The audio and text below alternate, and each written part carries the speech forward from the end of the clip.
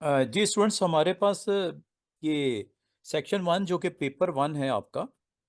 उसमें आपने देख लिया कि data representation, data transmission, hardware, ये तीन ऑलमोस्ट हम चैप्टर्स 3.1 तक हम आ चुके हैं। बाकी रिमेनिंग पार्ट में इनपुट आउटपुट डिवाइसेस, ये इंशाल्लाह हम लोग इसको रिज्यूम करेंगे मंडे को।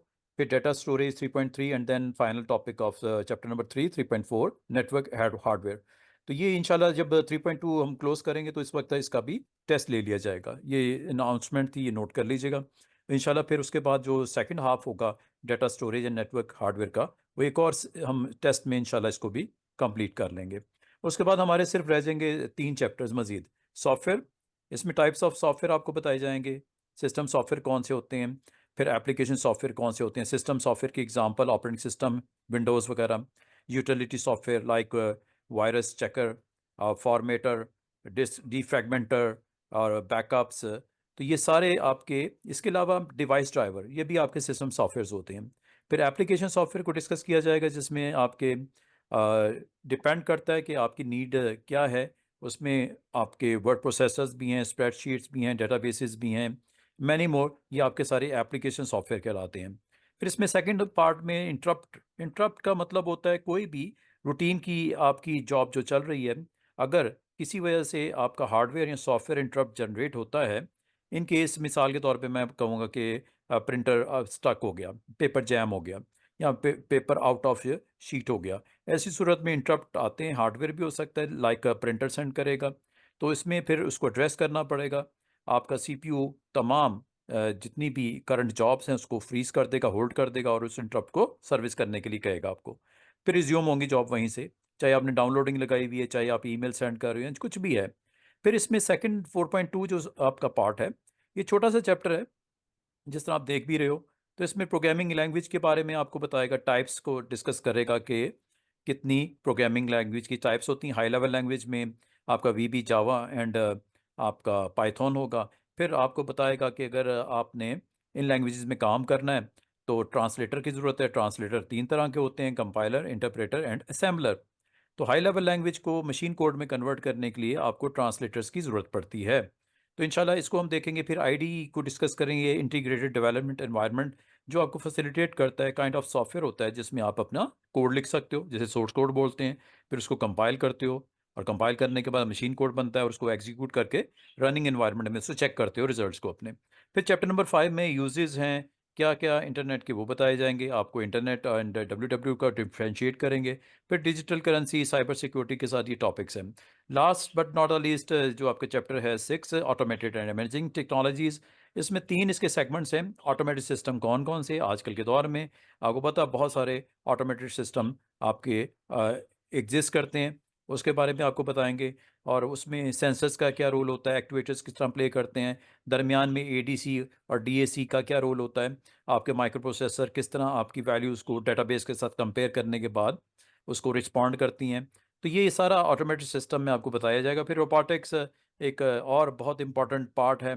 इसमें क्या होता है रोबोट, क्या क्या इसकी डिफरेंट टाइप्स हैं, कैटेगरीज हैं, वो बताई जाएंगी। फिर आर्टिफिशियल इंटेलिजेंस आजकल के दौर में आपको पता है ये एक ऐसा सब्जेक्ट है जो आने वाले दौर में आपको इंशाल्लाह काम आएगा। इसका बेसिक इंट्रोडक्शन है इसके अंदर। और ये आगे आप इंटरमीडिएट में हो, ए लेवल में हो, या आप ग्रेजुएशन में हो, मास्टर्स हो, एमफिल कर रहे हो, या पीएचडी कर रहे हो, तो एआई, मशीन लर्निंग, ये सारी चीज़ें आपको, डेटा साइंसेस, ये वो टॉपिक्स हैं, बड़े हॉट टॉपिक्स हैं। इसको आपको इसमें थोड़ी सी अंडरस्टैंडिंग मिल जाएगी। फिर आज हमारा जो स्टार्ट हो रहा है वो सेगमेंट है paper 2। Paper 2 is all about algorithms, programming and logic. तो algorithm design and problem solving, ये चैप्टर नंबर 7, बहुत ही इंपॉर्टेंट चैप्टर है। इंशाल्लाह इसको जब हम डिस्कस करेंगे तो डेवलपमेंट लाइफ साइकिल को डिस्कस करेंगे, कंप्यूटर सिस्टम क्या होता है, सब सिस्टम्स क्या होते हैं, किस तरह उसको डिकम्पोज करते हैं, क्या पर्पस होता है एल्गोरिदम का। फिर कौन कौन से सॉल्यूशंस आपके पास अवेलेबल हैं स्टैंडर्ड, जिसमें स्ट्रक्चर इंग्लिश है, सूडो कोड है, फ्लो चार्ट्स हैं। इसको डिस्कस किया जाएगा 7.4 में। फिर 7.5 is all about validation and verification. If you are a data operator, entry operator, तो इसमें मेक श्योर करना पड़ता है डाटा की हेल्थ जितनी अच्छी होगी एंट्री टाइम के ऊपर, उतना ही आपको उसको बेनिफिट मिलेगा जब कभी आप उसको एक्सट्रैक्ट करना चाहो, इफ कोई इसमें से डाटा के ऊपर, क्यूरी के ऊपर आप अपनी कोई रिपोर्ट्स वगैरह जनरेट करना चाहो, तो ये वैलिडेशन एंड वेरिफिकेशन दो वेरी इंपॉर्टेंट प्रोसेसेस होते हैं, जिसके थ्रू डाटा की हेल्थ जो रिकॉर्ड होती है डाटाबेस में, उसको जो है वो मेक श्योर किया जाता है कि एक्यूरेट हो, परफेक्ट हो, एग्जैक्ट हो।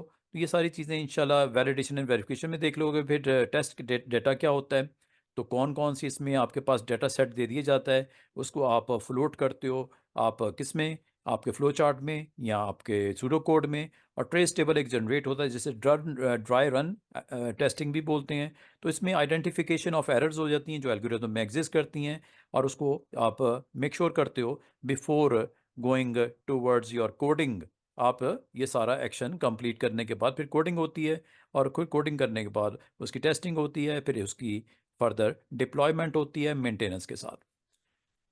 तो ये इंशाल्लाह जब चैप्टर नंबर 8 में आएंगे तो इसमें प्रोग्रामिंग कॉन्सेप्ट दिए जाएंगे। ये वो स्टेज होगी जहाँ पे आपको एक लैंग्वेज जिसमें हम आपको कहेंगे पाइथन, वीबी या जावा, उसमें आप स्विच कर जाओगे। बेसिक कॉन्सेप्ट्स इसमें दिए जाएंगे, फिर 1D 2D अरे के बारे में बताया जाएगा, और last but not the least file handling, read कैसे करते हो, राइट कैसे करते हो, अपेंड मोड में कैसे उसको ओपन करते हो। तो आज का जी हमारा जो हेडिंग है या टाइटल है वो डेटाबेस है, the database and use of single table database. अच्छा, इसमें डेटाबेस का एक चीज़ मैं आपको बता दूं, ये डेटाबेस की जो एडवांस वर्जन है उसको हम बोलते हैं रिलेशनल डेटाबेस। और ये जो सॉफ्टवेयर है जिसमें हम काम करेंगे, इसको हम डेटाबेस मैनेजमेंट सिस्टम बोलते हैं। सॉफ्टवेयर है ये जिसमें हम वर्क करेंगे, DBMS।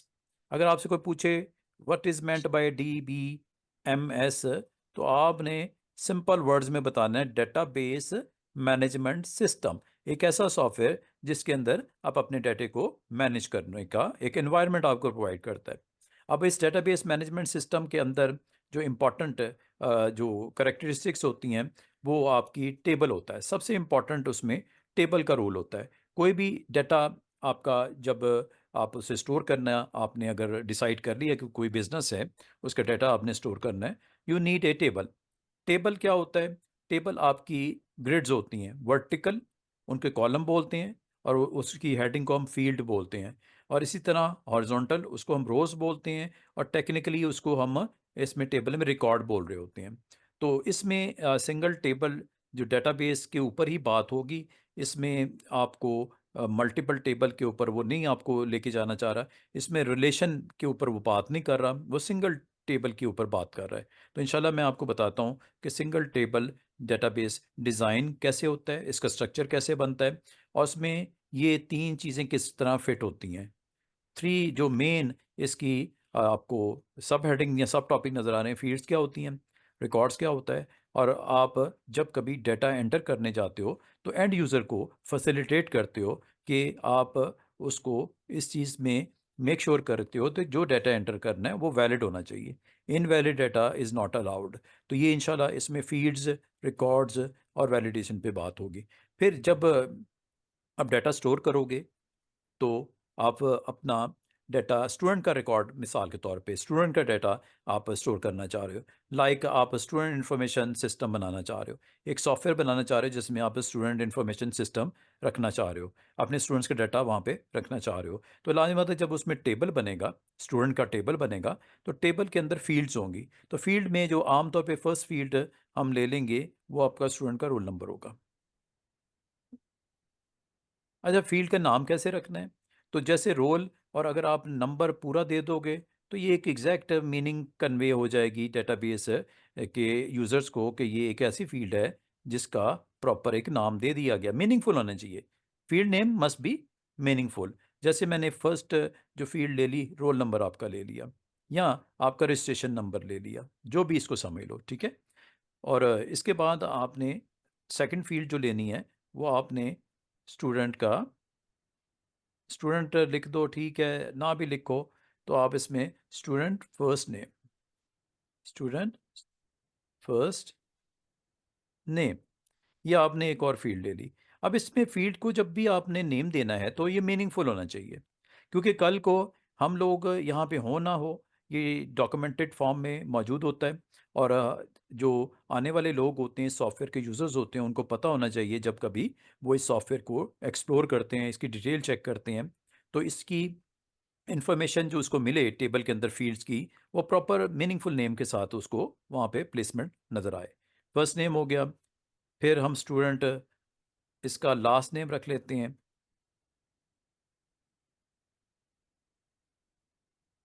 फिर स्टूडेंट का हम डेट ऑफ बर्थ, देखो डेट ऑफ बर्थ में डीओबी लिख सकते हो, लेकिन ये फील्ड मीनिंगफुल उन लोगों के लिए जो टेक्निकल लोग हैं। नॉन टेक्निकल को नहीं, बंदे को नहीं पता डीओबी एब्रीवेटेड वर्ड का, उसको एग्जैक्टली मीनिंग का नहीं पता, तो आप इसको फिर पूरा लिखो।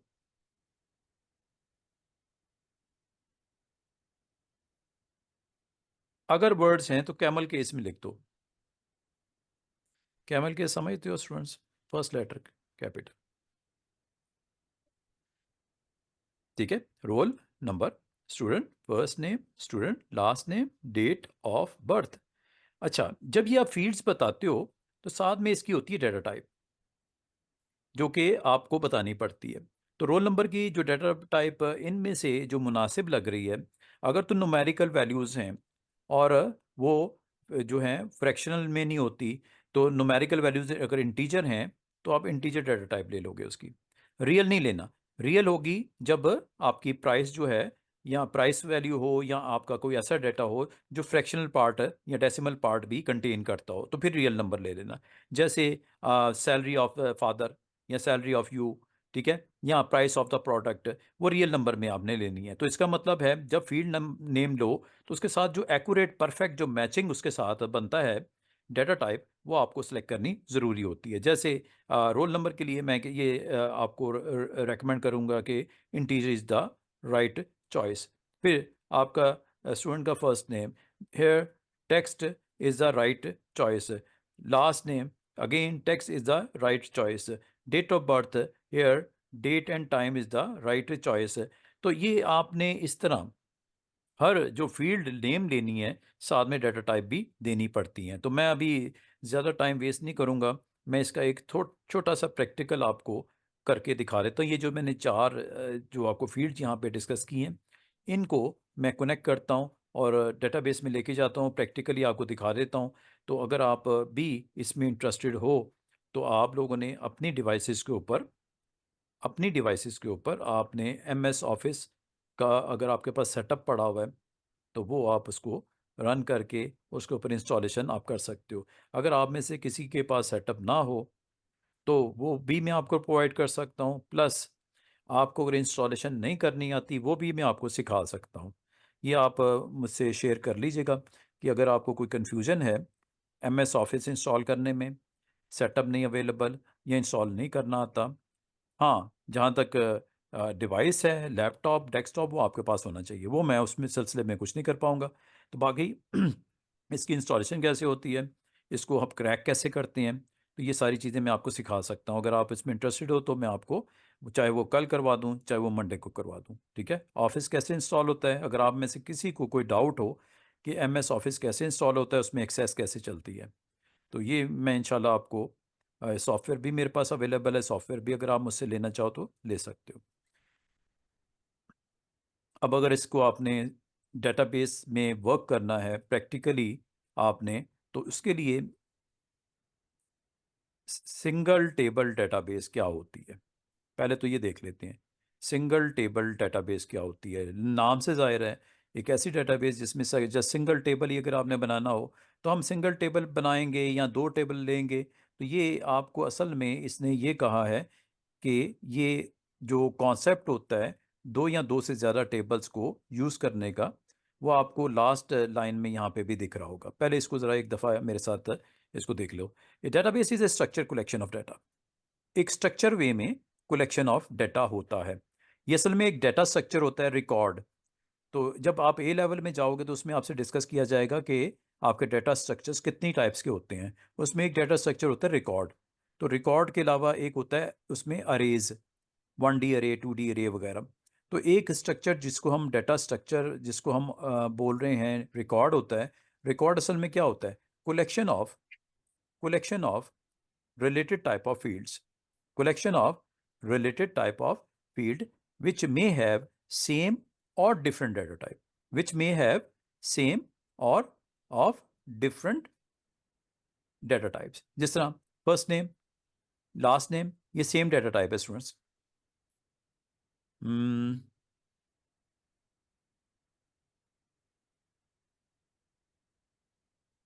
देखो किंजा और बाकी स्टूडेंट्स भी देख लो, ये बात समझ लो कि अगर आपके पास डिवाइस अवेलेबल नहीं भी है, मैं नहीं समझता कि आपको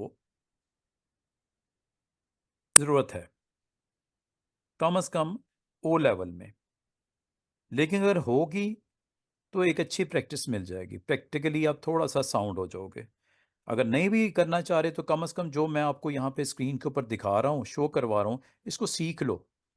जब कभी आपको प्रैक्टिस का मौका मिले, एनवायरनमेंट मिले, ज़रूर कर लेना। अभी अगर आपके पास नई सहूलत है तो परेशान नहीं होना बच्चों, ठीक है। अगर नहीं भी है आपके पास MS ऑफिस या लैपटॉप ही नहीं है, मशीन ही नहीं है, तो टेंशन नहीं लेनी। इसकी पेपर के पॉइंट ऑफ व्यू से इतनी इम्पोर्टेंट या इतनी इम्पोर्टेंस नहीं है, ज़रूरत नहीं है। आप अपने पेरेंट्स को तंग नहीं करना कि लैपटॉप मुझे चाहिए, क्योंकि मेरे सर ने कहा है कि वो प्रैक्टिकल मैंने करवाना है। मैं कतई नहीं कह रहा आपको लैपटॉप होना चाहिए, आपके पास डेस्कटॉप होना चाहिए, मैं आपको मजबूर नहीं कर रहा। अगर इजीली अवेलेबल है अच्छी बात है, अगर नहीं भी है कोई मसला नहीं है। ये सिर्फ स्टूडेंट्स एक चैप्टर की बात है, छोटा सा चैप्टर है ये, अगले हफ्ते तक हमने इसको कंप्लीट भी कर देना है। तो आपको ज़रूरत नहीं है, सिर्फ इतना जो मैं करवाऊंगा ना, स्क्रीन तो मेरी नज़र आ रही है ना, इसको देख लेना। और असल में आपको जो पेपर के पॉइंट ऑफ व्यू से ज़रूरत पड़ेगी वो मैं आपको बता दूंगा। वो वैसे थ्योरी ही इसकी समझ लो काफ़ी होती है, प्रैक्टिकल अगर आप नहीं भी करोगे कोई हर्ज वाली बात नहीं है। सो डोंट वरी, हैं, ठीक है किंजा। तो आपके पास अगर लैपटॉप नहीं भी है, कंप्यूटर नहीं भी है, तो कम से कम मैं जो आपको पेपर पॉइंट ऑफ व्यू से इसको अटैम्प्ट कैसे करना है, सॉल्व कैसे करना है, वो मैं आपको वैसे ही दिखा दूंगा और समझा भी दूंगा। इंशाल्लाह आप उसको अटैम्प्ट भी कर लोगे। आपको कतई ज़रूरत नहीं है लैपटॉप की या सॉफ्टवेयर की। लेकिन कम से कम जब मैं आपको ये प्रैक्टिकल ये दिखा रहा हूँ, मैं कर परफॉर्म करके दिखा रहा हूँ, इसको सिर्फ समझ लेना, एक दफ़ा देख छोड़ना, ठीक है। ताकि आपको मेरी इस एक्सरसाइज से आइडिया हो जाए कि पेपर में जब क्वेश्चन आएगा तो उसे अटैम्प्ट कैसे करना है, वो मैं आपको समझा दूंगा। पेपर भी इंशाल्लाह मैं आपको ना कल या अगले सेशन में ओपन करूंगा इसका पेपर, तो उसमें आप खुद देख लेना कि आप उसको देखने के बाद, उसको अटैम्प्ट करने के बाद मेरे साथ, फिर आप ये समझोगे कि सर हमें तो अभी फ़िलहाल प्रैक्टिकल नहीं भी करें तो हमारा काम चल सकता है, ठीक है। लेकिन अगर किसी के पास है तो ज़रूर कीजिएगा, और अगर नहीं है तो इसको आपने टेंशन के तौर पे सवार नहीं करना। लें जी, कल का सेशन ज़रूर कोशिश कीजिएगा सुबह 10 बजे ना अटेंड कीजिएगा। डेटाबेस के बारे में आपको ये बताया गया, ये असल में होता क्या है, ये आपकी कलेक्शन ऑफ डाटा होता है, स्ट्रक्चर कलेक्शन ऑफ डाटा होता है। और ये करता क्या है, ये क्यों हम करते हैं, डाटा को हम क्यों स्टोर करते हैं, डेटाबेस क्यों बनती है, उसके अंदर टेबल क्यों बनाते हैं, because it allows you to extract information in a way that meets their need, that meets their need. The data can include, उसमें क्या क्या हो सकता है डाटा में, टेक्स्ट हो सकता है like first name last name, number हो सकते हैं like price, like salary, like roll number वगैरह वगैरह। पिक्चर्स हो सकती हैं, पिक्चर्स का मतलब आप लोगों की पिक्चर्स भी हो सकती हैं। आपके कोई डॉक्यूमेंट हो, पासपोर्ट हो आपका, कोई इसमें कोई सैलरी शीट हो फादर की, या आपका कोई डोमिसाइल हो, कुछ भी इस तरह का जो आप अपनी पिक्चर भी स्टोर कर सकते हो। ये मैं करके दिखाऊंगा आपको, ठीक है, ये प्रैक्टिकल करके दिखाऊंगा। तो डाटा क्या होता है, डाटा इज एक्चुअली इंक्लूड, उसमें क्या क्या होता है, टेक्स्ट हो सकता है, नंबर हो सकते हैं, पिक्चर हो सकती है, डेट हो सकती है, टाइम हो सकता है, फिर बूलियन वैल्यूज़ हो सकती हैं, येस नो वगैरह वगैरह। तो ये सारी चीज़ें इसका हिस्सा हो सकती हैं। Anything that can be stored in a computer, जो कुछ भी आप स्टोर करना चाहो आप कर सकते हो। लेकिन इसमें एक और चीज़ बताई गई है, एक और वर्ड आपको अगला लिखा गया है, relational database. Relational database will be studied at A level, but IGCSE only single table database will be studies. यहाँ पे आपके कंटेंट में, ओ लेवल के कंटेंट में जो आपको बुक टेक्स्ट बुक लगाई हुई है, इसमें जस्ट सिंगल टेबल के ऊपर ही आपको यहाँ पे, अब वो इंशाल्लाह आपको स्किल्स आपकी नॉलेज वगैरह हम पास करेंगे। तो सिंगल डेटाबेस होती क्या है, जिसमें क्या होता है, नाम से जाहिर है, only one table, only one table, single table database कहलाएगी। Why database useful? Database prevent करता है प्रॉब्लम अकरिंग बिकॉज ये जी आपको कुछ वो इश्यूज बता रहा है कि जिसकी वजह से डेटाबेस को हम रेकमेंड करते हैं। If any change or any changes or additions are made, it only has to be done once. Data is consistent. ठीक है, अब ये क्या बात कर रहा है? तो ये डेटाबेस हम क्यों बनाते हैं कि कल को आपका ईमेल एड्रेस तो नहीं, हम मैं कहूँगा आपका फ़ोन नंबर चेंज हो जाता है, आपका मोबाइल नंबर चेंज हो जाता है, आपका एड्रेस चेंज हो जाता है, आप लाहौर में मॉडल टाउन में रहते हो, आप जौहर टाउन चले जाते हो, तो इस तरह की इन्फॉर्मेशन जब भी आपकी चेंज होगी तो डाटा आपके पास अवेलेबल होता है, उसमें आप जाके चेंज करना पड़ेगा। Just you need to change, बस। उसके बाद आपकी इन्फॉर्मेशन जो आप एक्सट्रैक्ट करने जाओगे, कल तक आप मॉडल टाउन जो है उस लोकेशन पे आप थे, ठीक है, तो आज से आपका जो शिफ्ट आपने जौहर टाउन हो गए, ठीक है। तो जब कभी हम अब डाटा देखना चाहें मॉडल टाउन के जो रेजिडेंट्स हैं उनका, तो आप उसमें कल तक थे, आज नहीं होगे। आज कहाँ मिलोगे आप? उसमें जो नई लोकेशन जहाँ पे आप शिफ्ट हुए, जहाँ पे आपने डेटा को अपडेट करके रख दिया, स्टोर कर दिया, उस लिस्ट में ज़रूर आओगे आप। तो मॉडल टाउन से की लिस्ट से निकल के आप जौहर टाउन की लिस्ट में आ जाओगे। तो इस तरह की आप अगर कोई चेंजेस करना चाहो, कोई एडिशन करना चाहो, एडिशन का मतलब है कि आज हमारे पास अगर 100 स्टूडेंट्स हैं, कल को 10 एडमिशन्स और होते हैं, फिर 20 होते हैं, फिर 100 और हो जाते हैं, तो ये एडिशन करना, इसको चेंज करना, अपडेट करना it is very very easy job अगर आपके पास डेटाबेस के अंदर एक टेबल मौजूद होगा। और ये डेटा अवेलेबल होगा, हर किसी को अवेलेबल होगा। अगर अकाउंट्स के डिपार्टमेंट को स्टूडेंट का डाटा चाहिए वो भी अवेलेबल है।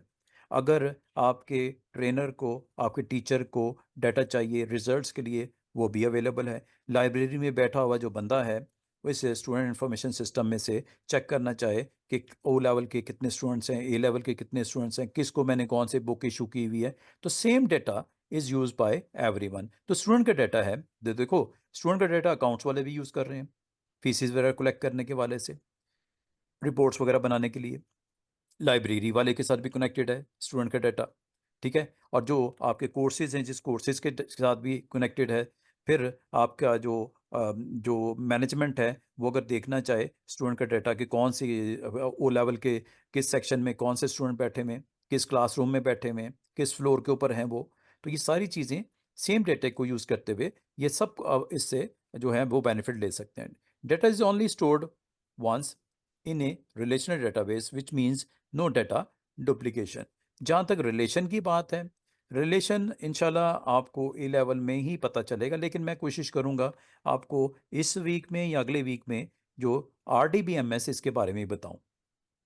RDBMS, relational database management system. अच्छा, ये डेटाबेस हम क्यों बनाते हैं? What are database use for? मकसद क्या होता है? इंफॉर्मेशन स्टोर करना। किसकी? पीपल की, थिंग की और इवेंट की। ये इसकी सिंपल सा, अगर आपसे पूछे व्हाई वी यूज डेटाबेस, तो इसमें आपने सिंपल वन लाइनर डेफिनेशन में दे देना है आपने। If you want to store information about people comma thing और इवेंट, द बेस्ट जो आपकी ऐप है वो डेटाबेस कहलाएगी। तो आप एक ऐसा सॉफ्टवेयर यूज़ करोगे जिसमें डाटा को स्टोर करने के लिए आपको फैसिलिटी मिले, टेबल बनाने की आपको फैसिलिटी मिले किसकी? टेबल बनाने की। नंबर 2, आपको फैसिलिटी मिले क्यूरी की, एक्सट्रैक्ट करने की, अपना डाटा सर्च करने की।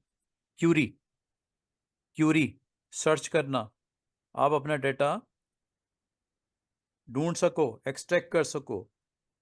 मिसाल के तौर पे मुझे जानना है सऊदी अरब के कितने स्टूडेंट्स, कुवैत से कितने स्टूडेंट्स, पाकिस्तान के स्टूडेंट्स कितने, पाकिस्तान में लाहौर के कितने स्टूडेंट्स, लाहौर में किस एरिए से कितने स्टूडेंट्स। तो ये सारी इंफॉर्मेशन क्यूरी टेबल जब बना होगा तो उसके ऊपर क्या लगती है? स्टूडेंट्स। एक्सट्रैक्ट करने के लिए उस टेबल में से 1000 एंट्रीज हैं। कोई लाहौर से हैं, कोई सियालकोट से हैं, कोई फैसलाबाद से हैं, कोई कराची से हैं, कोई मस्कत से हैं, कोई मक्का से हैं, कोई मदीना से हैं, कोई टोरंटो से हैं। तो अब मुझे जानना है कि कौन से स्टूडेंट कनाडा से हैं, कौन से स्टूडेंट सऊदी अरब से हैं, कौन से स्टूडेंट पाकिस्तान से हैं। कौन से स्टूडेंट्स की डेट ऑफ बर्थ जिनकी 2005 के बाद हैं, वो कौन से स्टूडेंट हैं जिनकी डेट ऑफ बर्थ 2005 से लेकर 2010 के दरमियान में फॉल करती है, वो कौन से स्टूडेंट्स हैं। मुझे जानना है कि कौन से स्टूडेंट का नाम जो है के से स्टार्ट होता है, कौन से स्टूडेंट का नाम एम से स्टार्ट होता है। तो ये सारी चीज़ें कब हो जाएंगी पॉसिबल, जब टेबल बन जाता है। तो उसमें क्या लगती है, फिर क्यूरीज लगती हैं। एसक्यूएल कमांड, ये सिंटेक्स आपको सीखना पड़ेगा क्यूरीज के लिए। एसक्यूएल सीखनी पड़ेगी, structure Curie language, structure Curie language यहां पे काम आएगी आपको। नंबर 3, फॉर्म्स बना सको। क्या बना सको? फॉर्म्स।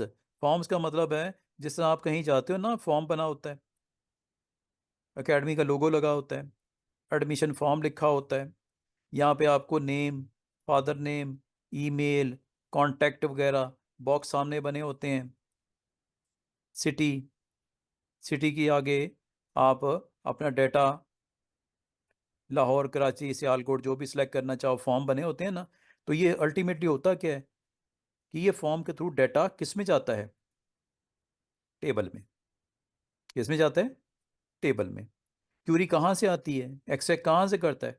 टेबल से। तो इसका मतलब जो फंडामेंटल यूनिट है, important part, important object of your database is always table. और फिर चौथा काम,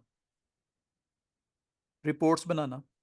बड़ी खूबसूरत सी रिपोर्ट्स, लोगो शोगो लगा हुआ है, हेडिंग लगी हुई है, बहुत स्टाइलिश किस्म की आपने फॉर्मेटिंग लगाई हुई है। तो उसका प्रिंट निकाल के आपने प्रिंसिपल को हैंड ओवर करना है, बॉस को आपने रिपोर्ट देनी है, प्रिंटिंग रिपोर्ट्स।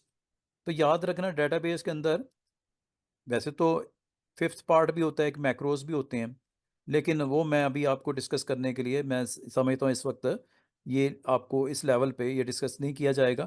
आपसे जो डिस्कस करूँगा ये 4 चीज़ें। जब डेटाबेस बनेगी, ये फैसिलिटेट करेगा आपको 4 ऑब्जेक्ट बनाने में। कौन से object? Table, query, form, report. ठीक है स्टूडेंट्स, ये अभी 10 मिनट तक ये सेशन हमारा अभी है।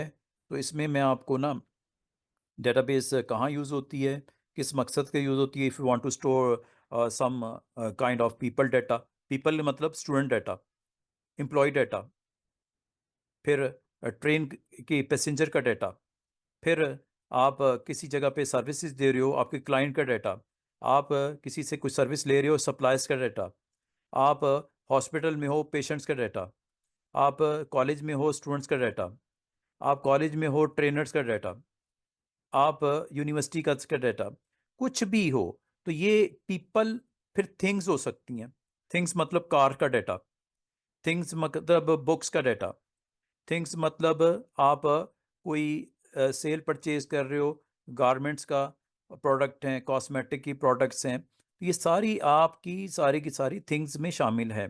फिर इवेंट्स का डाटा, होटल बुकिंग, उसका डाटा, होटल्स हैं लाहौर में, कोई यहाँ पे इवेंट आ रहा है, ठीक है, कोई क्रिकेट के मैचेस आ रहे हैं, तो होटल्स का डाटा, किस होटल में कितने रूम्स हैं, कितने लग्जरियस रूम्स हैं, कितने जो हैं वो आपके फैमिली रूम्स हैं, कितने आपके पास उसमें फ्लोर्स कितने हैं, किस फ्लोर पे कितने रूम्स हैं।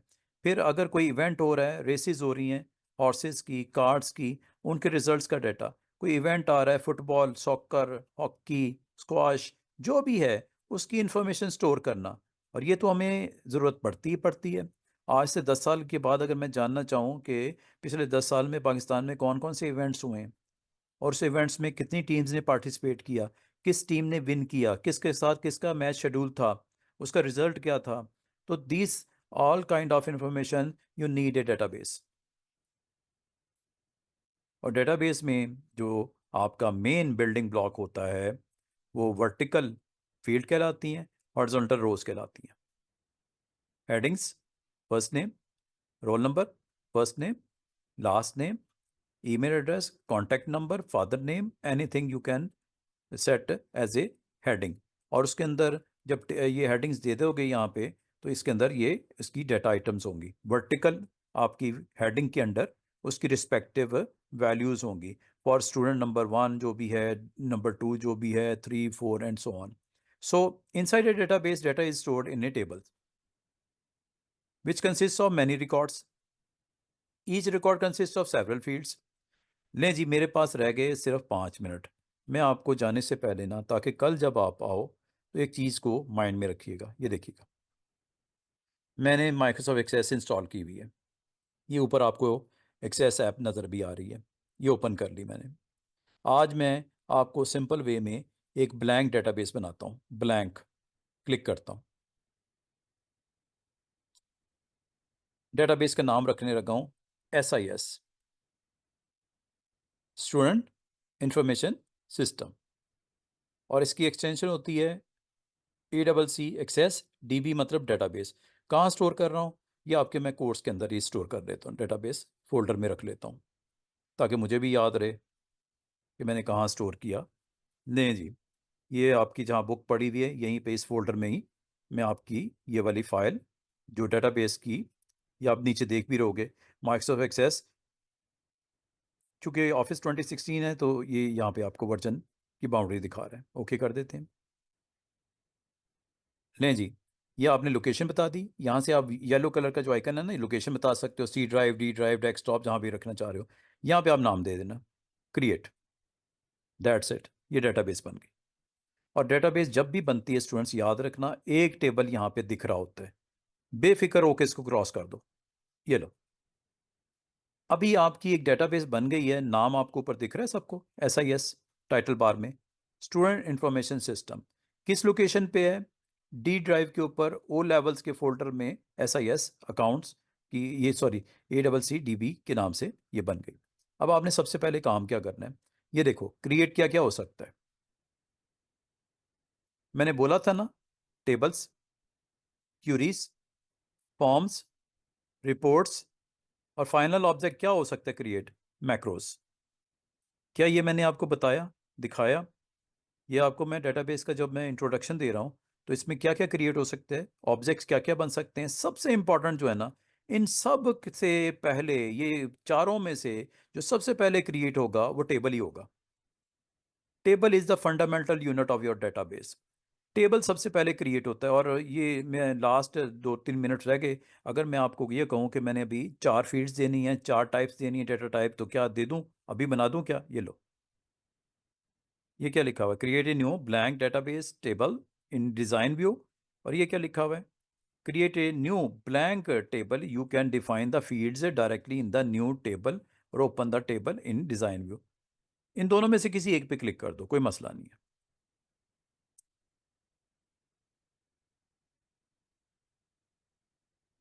अभी समझाने के लिए मैं बोल रहा हूँ आपको, आपने टेबल डिज़ाइन पे क्लिक करना है, नॉट टेबल, टेबल डिज़ाइन पे, ठीक है? ज़रा समझाने में मुझे ईजी होगा आपको। ये देखो, रोल नंबर, फील्ड नेम जब भी देनी है स्टूडेंट्स, कैमल के इसमें देनी है। और ये रूल याद रखना, ये रूल आज के दिन मैंने आपको बता दिया, स्पेस कभी नहीं बीच में छोड़नी, स्पेस कभी नहीं छोड़नी स्टूडेंट्स, फील्ड के नेम में स्पेस नहीं छोड़नी। तो अगर आपने इसको देना भी है दरमियान में कोई करेक्टर, तो अंडरस्कोर डाल सकते हो, ये वैलिड है। अंडरस्कोर, अंडरस्कोर रख सकते हो, या आप इसको इकट्ठा ही रखो, विद कैमल केस रखो, अगर 2 वर्ड्स हैं, रोल नंबर। उसके बाद ये हैं जी डेटा टाइप्स। अगर आपसे पूछे एक्सेस में कौन कौन सी डेटा टाइप्स हैं, ये सारी डेटा टाइप्स हैं। क्या आपको मैंने बताई थी डेट डेटा टाइप होती है? क्या आपको बताइए नंबर डेटा टाइप होती है? क्या आपको बताया शॉर्ट टेक्स्ट होता है, लॉन्ग टेक्स्ट होता है, नंबर होता है, डेट टाइम होता है, करेंसी होता है, ऑटो नंबर भी होता है, बुलियन भी होता है, yes no is boolean, OLE object भी होता है, हाइपर लिंक भी होता है, अटैचमेंट भी होती है, कैलकुलेटेड भी होती है। अभी आप सब भूल जाओ, मैं अगर आप कहो कि मैं आपको सारी बता दूंगा डेटा टाइप, हर एक का इस्तेमाल बता दूंगा। अभी roll number is number field. Number 2, first name, text short ले लो। कितनी लेंथ? ये देखो नीचे स्टूडेंट्स, 255। फर्स्ट नेम में कितनी होनी चाहिए, कितनी लेंथ होनी चाहिए? 25 इज ओके, 25 दे दो। Last name, again short, 25 is okay. Then और क्या रखना है जी? डेट ऑफ बर्थ,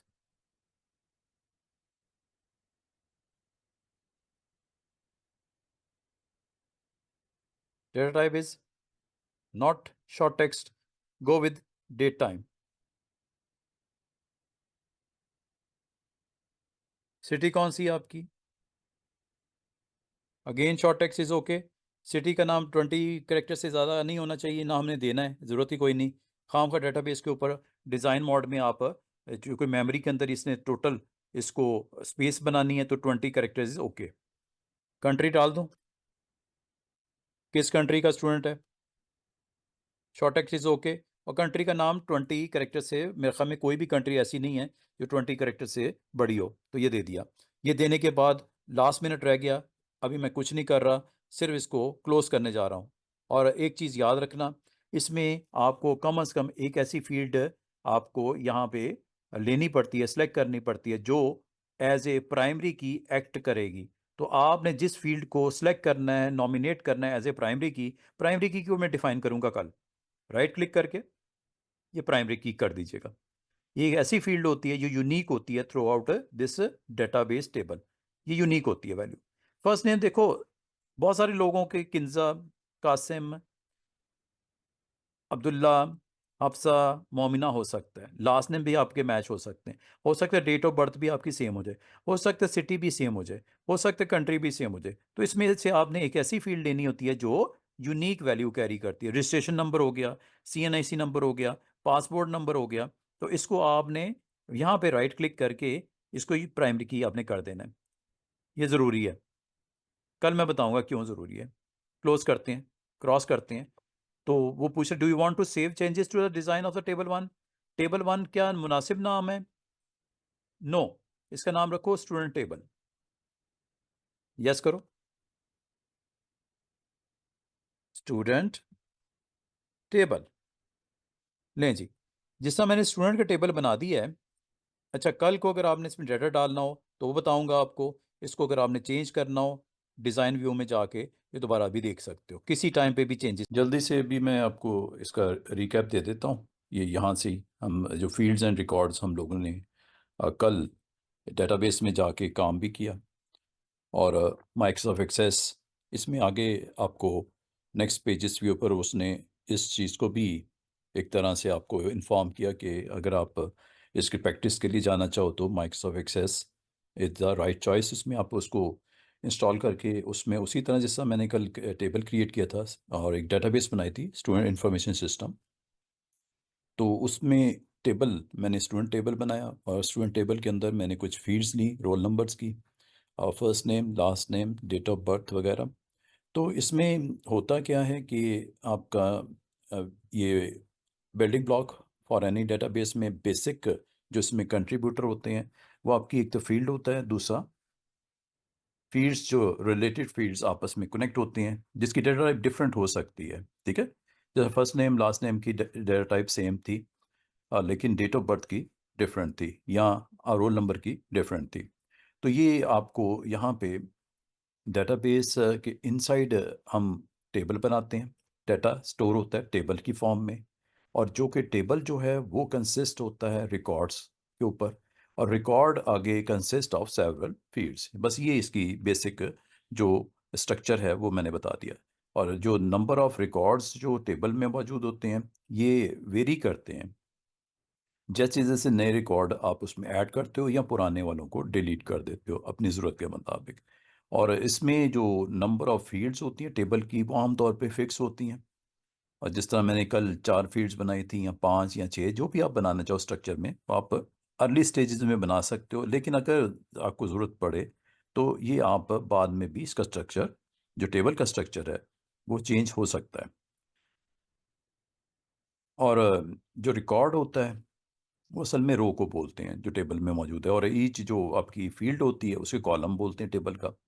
तो डेटाबेस के अंदर मल्टीपल टेबल हो सकते हैं, इसमें कोई शक वाली बात नहीं है। तो कल मैंने सिर्फ एक ही टेबल बनाया था। आप जितने भी टेबल बनाना चाहो इसमें स्टूडेंट्स, आप टेबल जितने मर्जी बना सकते हो डेटाबेस के अंदर। कल याद है मैंने एक डेटाबेस बनाई थी स्टूडेंट इंफॉर्मेशन सिस्टम की। तो स्टूडेंट इंफॉर्मेशन सिस्टम में मैंने सिर्फ एक टेबल बनाया था और उसका नाम रखा था स्टूडेंट टेबल। इसके अलावा भी टेबल हो सकता है, ट्रेनर टेबल, इसके अलावा भी हो सकता है कोर्सेज का टेबल। ठीक है, तो अकाउंट्स का टेबल। तो ये एक ऑर्गेनाइजेशन के लिए या एक कंपनी के लिए या एक कॉलेज स्कूल एकेडमी के लिए अगर आप डेटाबेस बनाना चाहते हो तो वो टेबल्स के ऊपर होता है, और उसका डेटाबेस का नाम प्रॉपर आपको सबसे पहले रखना चाहिए। फिर टेबल का नाम भी इम्पोर्टेंट होता है, फिर फील्ड का नाम भी इम्पोर्टेंट होता है। तो एवरी जो इसमें आपकी कंट्रीब्यूटर हैं इसमें हर एक का नाम इम्पोर्टेंट होता है।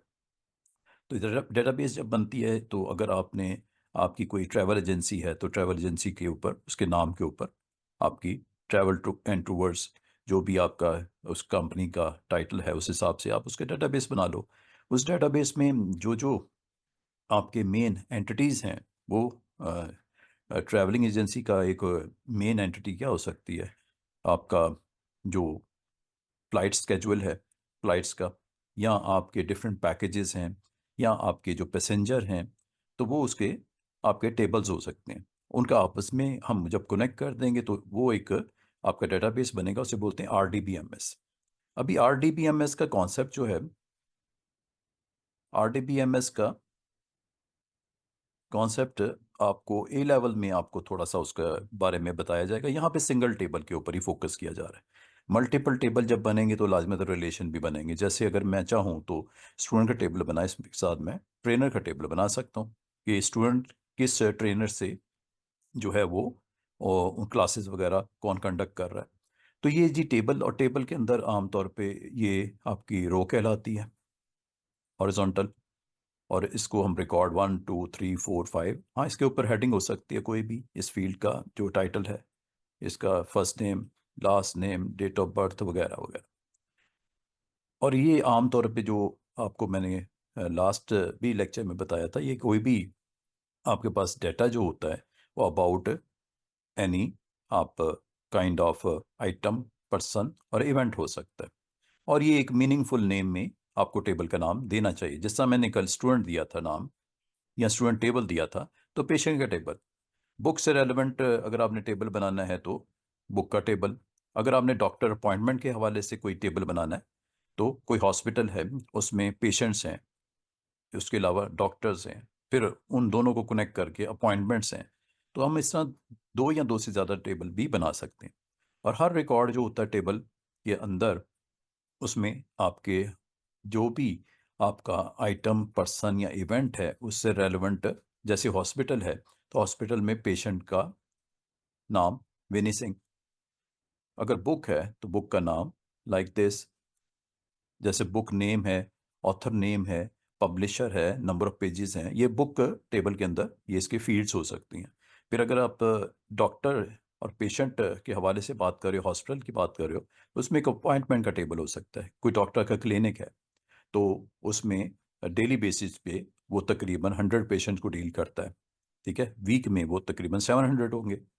और इसी तरह वो आप मंथ के हिसाब से और ईयर के हिसाब से नंबर ऑफ पेशेंट्स, अपॉइंटमेंट्स उनकी होंगी जो डिफरेंट ट्रीटमेंट्स के लिए डॉक्टर के पास आते हैं, तो उनका डेटाबेस बनेगा। और डेटाबेस में क्या होगा, पेशेंट का कोई स्पेसिफिक आईडी दे दिया जाएगा, पेशेंट का नाम, first name, last name, patient की डेट ऑफ बर्थ, पेशेंट का एड्रेस, पेशेंट का कांटेक्ट। लाजमी बात है उसको रिमाइंडर अगर देना है पेशेंट को कि आपकी अपॉइंटमेंट है फ़लाँ डेट पे फ़लाँ टाइम पे, तो डेटाबेस में से एक्सट्रैक्ट किया जाएगा ना। तो अगर मैं जानना चाहूँ कि 27 जैन का कौन कौन पेशेंट अपॉइंटमेंट है, उनको कॉल कर दिया जाए अर्ली मॉर्निंग में, ताकि जैसे डॉक्टर एंटर होता है तो पेशेंट अपने हिसाब से, टाइम के हिसाब से वो वहाँ पे मौजूद हो। तो डेटाबेस जब बनेगी, टेबल जब बनेगा, तो उसमें से एक्सट्रैक्ट की जाएगी इंफॉर्मेशन, जिसे क्यूरी बोलते हैं। तो ये आपको जैसे बताया गया कि रिकॉर्ड आम तौर पे सेम नंबर ऑफ फील्ड्स को कंटेन कर रहा होता है, और हर फील्ड जो रिकॉर्ड में होती है वो स्पेसिफिक पीस ऑफ इंफॉर्मेशन होती है। जैसे फर्स्ट नेम पेशेंट का, लास्ट नेम उसका, एड्रेस उसका, कांटेक्ट उसका, ईमेल वगैरह, ठीक है। चाहे वो पर्सन में पेशेंट हो, स्टूडेंट हो, एम्प्लॉय हो, एनीवन। और इसी तरह event stored in the data. कोई इवेंट भी हो सकता है, कोई टूर्नामेंट है, कोई यहाँ पे सॉकर है, कोई फील्ड हॉकी है, आइस हॉकी है, any kind of each field will है। और इवेंट में मैंने आपको होटल से रेलेवेंट भी आपको बताया था, बुकिंग सिस्टम हो सकता है। और इसमें जैसे हॉस्पिटल की बात कर रहा है, जिसमें क्या क्या फील्ड्स हो सकते हैं, ये भी बड़ा इंपॉर्टेंट होता है। किसी भी डेटाबेस जो डिज़ाइनर होता है, जो पेपर के ऊपर पहले एक उसका टेबल केस उसकी डेटाबेस से रेलेवेंट जो इम्पॉर्टेंट एंटिटीज़ होती हैं उसका टेबल जनरेट करते हैं, उसकी फील्ड्स बताते हैं। जैसे अगर पेशेंट्स का मुझे डाटा रखना है, लेट सपोज पेशेंट एक आपके पास टेबल है, ठीक है। तो उसके अंदर क्या क्या होगा?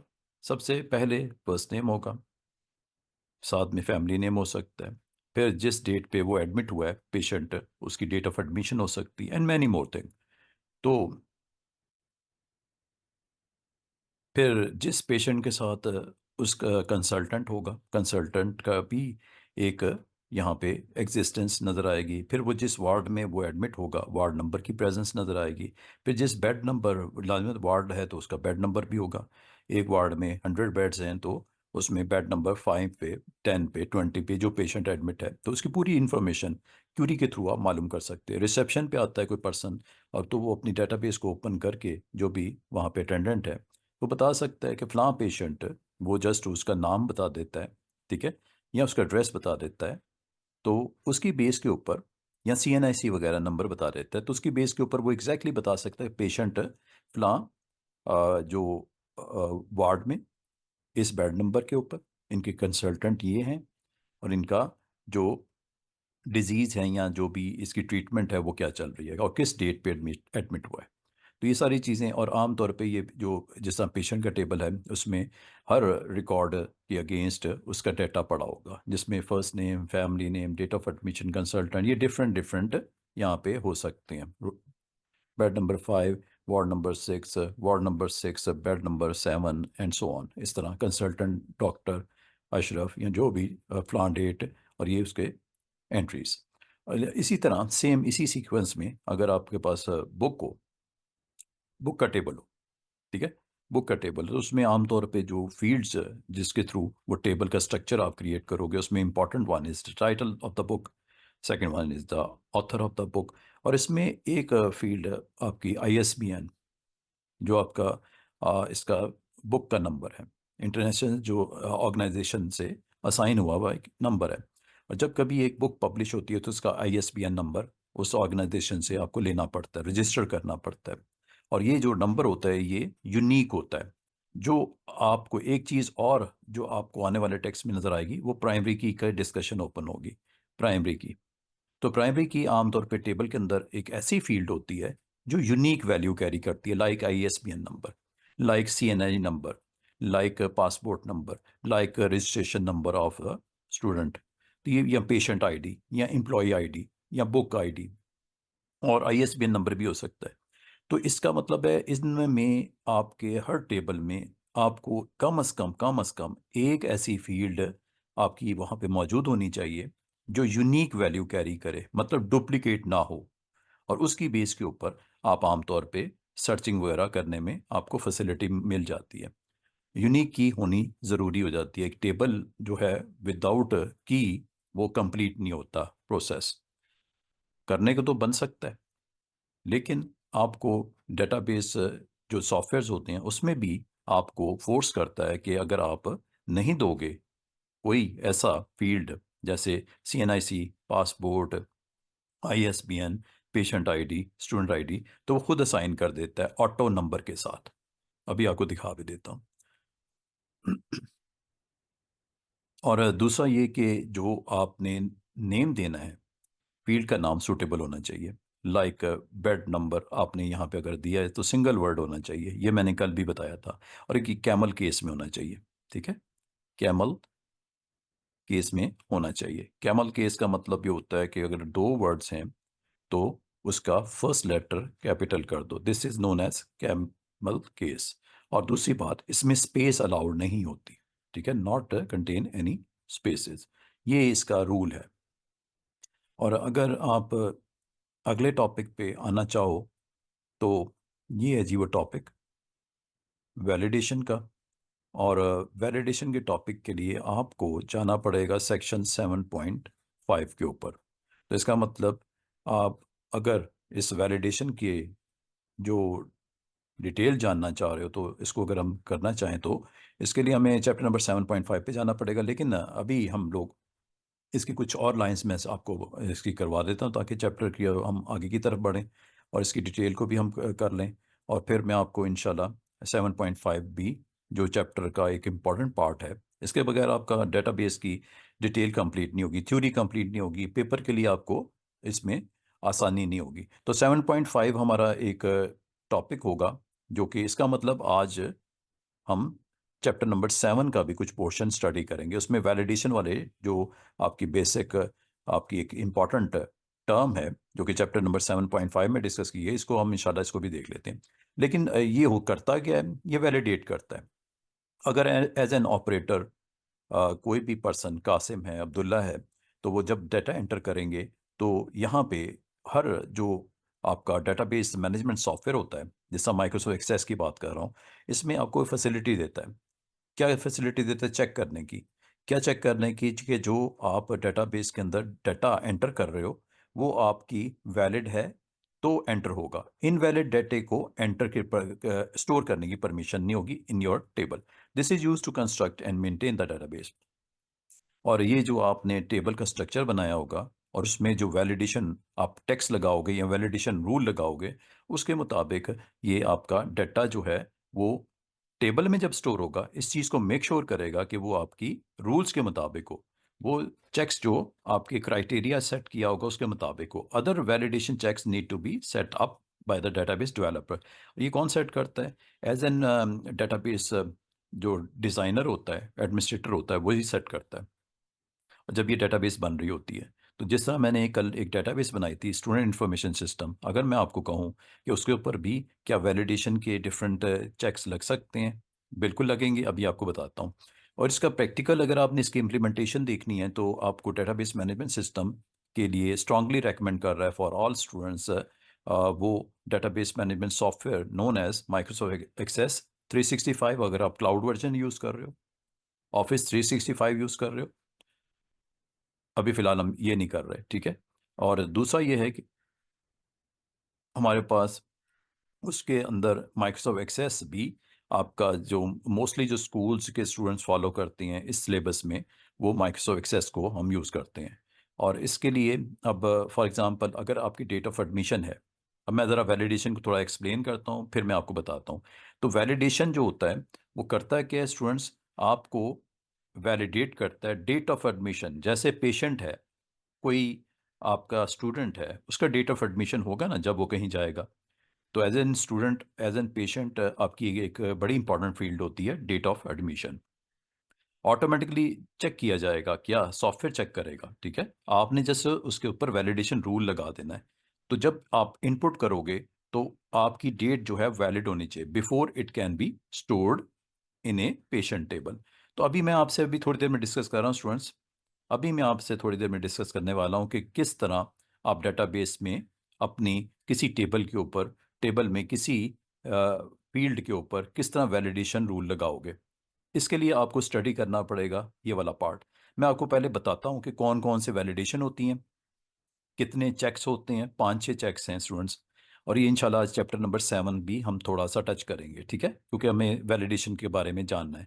इसकी थ्योरी मैं बताऊंगा, फिर मैं इंशाल्लाह आपको फ़ौरन से पहले आज हम तकरीबन हमारे पास 1 आवर है, तो इसमें मैं आपको वैलिडेशन रूल और वैलिडेशन टेक्स्ट भी अप्लाई करके माइक्रोसॉफ्ट एक्सेस में स्टूडेंट इंफॉर्मेशन टेबल में ये करके भी दिखा देता हूँ।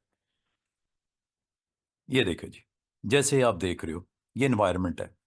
ये आपको इन्वायरमेंट किसका दिखा रहा है? ये आपको इन्वायरमेंट दिखा रहा है आपको एक फॉर्म। ये फॉर्म है असल में, ये आपको मैं बना के भी दिखाऊंगा इंशाल्लाह। ये फॉर्म है। मैंने आपको कल बोला था ना कि हम टेबल बनाएंगे, फिर क्यूरी लगाएंगे, फिर एक फॉर्म भी बनाएंगे। फॉर्म आमतौर पे क्या होता है कि आप टाइटल लगा देते हो, लोगो लगाना है लोगो लगा दो, फिर ये कुछ लेबल्स होते हैं और ये आपके टेक्स्ट बॉक्सेस होते हैं।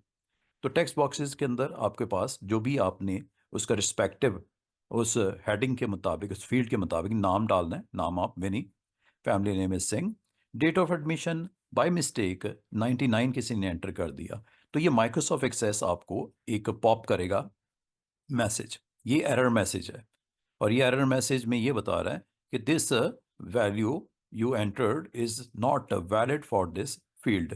For example you may have enter text in a numeric field or number that is larger than the field size setting permit। ये मैसेज जो है ना स्टूडेंट्स, अगर गौर करो, ये मैसेज कोई परफेक्ट नहीं है। ठीक है। ये असल में माइक्रोसॉफ्ट एक्सेस एक जनरल मैसेज आपको वार्निंग का ये दे देता है। लेकिन अगर यहाँ पे आप प्रॉपर मैसेज देना चाहो, जैसे मैं अभी थोड़ी देर में आपको स्टूडेंट इन्फॉर्मेशन टेबल जो कल बनाया था उसमें मैं चेक लगा के दिखाता हूँ डेट ऑफ एडमिशन के ऊपर। ठीक है, तो ये 99 है, 99 बबल आपको दिख रहा है, इनवैलिड डेट है, ऑटोमेटिकली ये रिजेक्ट हो जानी चाहिए। और जब तक आप यहाँ पे परफेक्ट जो डेट का फॉर्मेट है वो एंटर नहीं करोगे, एक्सेप्ट नहीं करेगा। तो this kind of checks are known as validation. तो ये होना भी नहीं चाहिए ना, 99 तो कोई डेट ना हुई ना। तो यहाँ पे प्रॉपर एक डेट के फॉर्मेट को फॉलो करना पड़ता है। तो ये आमतौर पे जो डेटाबेस मैनेजमेंट सिस्टम्स होते हैं, जैसे माइक्रोसॉफ्ट एक्सेस एक सॉफ्टवेयर है, तो इसमें ये किस तरह मेक श्योर करेगा। तो ये इस काइंड ऑफ चेक्स को हम वैलिडेशन के लिए, वैलिडेशन के थ्रू इसको ठीक कर सकते हैं। डेटा एंट्री ऑपरेटर स्टोर नहीं कर पाएगा जब तक आप उस डेट के फॉर्मेट को फॉलो नहीं करोगे। दूसरी बात, यहाँ पे एक वार्ड नंबर भी आपको नजर आ रहा है। तो एक हॉस्पिटल है, उसमें वार्ड्स हैं 10 टोटल। ठीक है, तो यहाँ भी validation needs to be set up to allow only values 1 to 10। अब बाय मिस्टेक 10 की बजाय अगर जो ऑपरेटर है 100 टाइप कर दे वार्ड नंबर, तो दिस इज इनवैलिड बिकॉज ये एग्जिस्ट ही नहीं करती। तो ये आप रेंज चेक लगाओगे। इस काइंड ऑफ चेक को बोलते हैं रेंज चेक। रेंज में क्या नंबर दे सकते हो, मिनिमम 1 दे सकते हो, 2 10, 3 4 5 6 7 everything is okay, but more than 10 less than 1 is not allowed. This task need to be completed by the database developer. और ये कहाँ होता है, ये आप डेटाबेस के अंदर इसको किस तरह सेट करते हो अभी आपको ये भी बता देता हूँ। और जिस तरह ये आप नीचे देख रहे होगे, ये आपका फॉर्म था जिसके ऊपर डेटा एंटर कर रहे थे, और आपने वार्ड नंबर 67 दे दिया। तो 67 तो एग्जिस्ट ही नहीं करता। ये कहाँ पे सेट करते हैं, ये डेटाबेस डिज़ाइन मोड में। जब मैंने आपको कल फील्ड का साइज 20 25 सेट करना सिखाया था, वहीं पे नीचे ये दो ऑप्शंस मौजूद होती हैं। ये अभी आपको दिखा भी देता हूँ, ये प्रैक्टिकली आपको करके दिखा देता हूँ। वैलिडेशन रूल है और वैलिडेशन टेक्स्ट है। ठीक है, वैलिडेशन टेक्स्ट में आप प्रॉपर मैसेज दो। ये वाला मैसेज आ रहा है ना, ये देखो, ये यहाँ से आ रहा है, वार्ड नंबर आर 1 to 10। ये एक मैसेज है। ठीक है, इन केस अगर आप 67 देते हो, 97 देते हो, आप 50 देते हो, आप 11 भी देते हो, तो ये आउट ऑफ रेंज है। तो ये ग्रेटर देन, और ये रूल है जी। रूल में इस फील्ड के ऊपर जिसका नाम वार्ड नंबर है, उसके बिल्कुल बिलो ये प्रॉपर्टी सेट करनी पड़ती है। इस बॉक्स में जाके ये प्रॉपर्टीज होती हैं। ठीक है, अभी आपको ये परफॉर्म भी करके दिखा लेता हूँ ताकि यहाँ तक आप लोगों का क्लियर हो जाए कॉन्सेप्ट कि ये करता क्या है। तो वैलिडेशन रूल लगाने हो, और दूसरा आप उसमें प्रॉपर मैसेज अगर आपने प्रोपोगेट करना हो। अभी आपने देखा था मैसेज प्रॉपर नहीं था, वो माइक्रोसॉफ्ट एक्सेस ऑटोमेटिक भी दे देता है। अगर आप नहीं दोगे ये मैसेज, अगर आप नहीं भी देते, खैर है, कोई मसला नहीं है। लेकिन वो मैसेज फिर माइक्रोसॉफ्ट एक्सेस ऑटोमेटिकली खुद ही इनवैलिड का वो कुछ दे देगा इस तरह करके। लेकिन ये है कि प्रॉपर मैसेज टाइप करो यहाँ पे। तो ये मैं आपको यहाँ तक बता देता हूँ। और ये 6 जो टाइप्स हैं, डेटा टाइप्स, जो कल मैंने आपको बताई थी, याद है आपको कल मैंने दिखाया था, एक टेक्स्ट होता है, एक लॉन्ग टेक्स्ट होता है।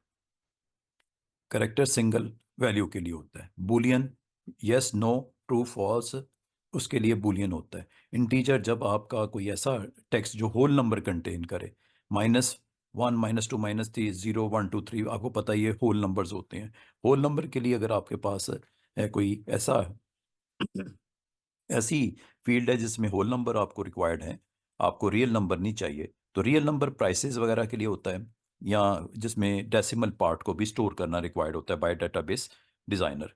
और जो डेट ऑफ बर्थ है, डेट ऑफ एडमिशन है, डेट ऑफ ज्वाइनिंग है, इस तरह की जो फील्ड्स होती हैं उसको हम डेट टाइप के साथ देते हैं। ये टाइप्स हैं, ये 6 इसने डिस्कस की हैं। वैसे मैंने आपको कल दिखाई थी काफ़ी सारी और भी होती हैं, तो जो मैक्सिमम मैं इंशाल्लाह आपको आज के दिन और अगली फ्राइडे को दिन मैं जो भी करवा सकूंगा मैं सारी बताऊंगा, आपको प्रैक्टिकल करके दिखा दूंगा। ये बेसिक डेटा टाइप्स हैं। आमतौर पे हर जो डेटाबेस होती है, चाहे वो एसक्यूएल सर्वर हो, चाहे माइक्रोसॉफ्ट एक्सेस हो, या आपकी माई सीक्वल हो, कुछ भी डेटाबेस हो, हमारा चूंकि माइक्रोसॉफ्ट एक्सेस में काम कर रहे हैं तो उसमें ये डेटा टाइप्स एग्जिस्ट कर रही हैं। नाम थोड़ा डिफरेंट हो सकता है लेकिन ये एग्जिस्ट कर रही हैं। यहाँ तक कोई क्वेश्चन है तो पूछ लो।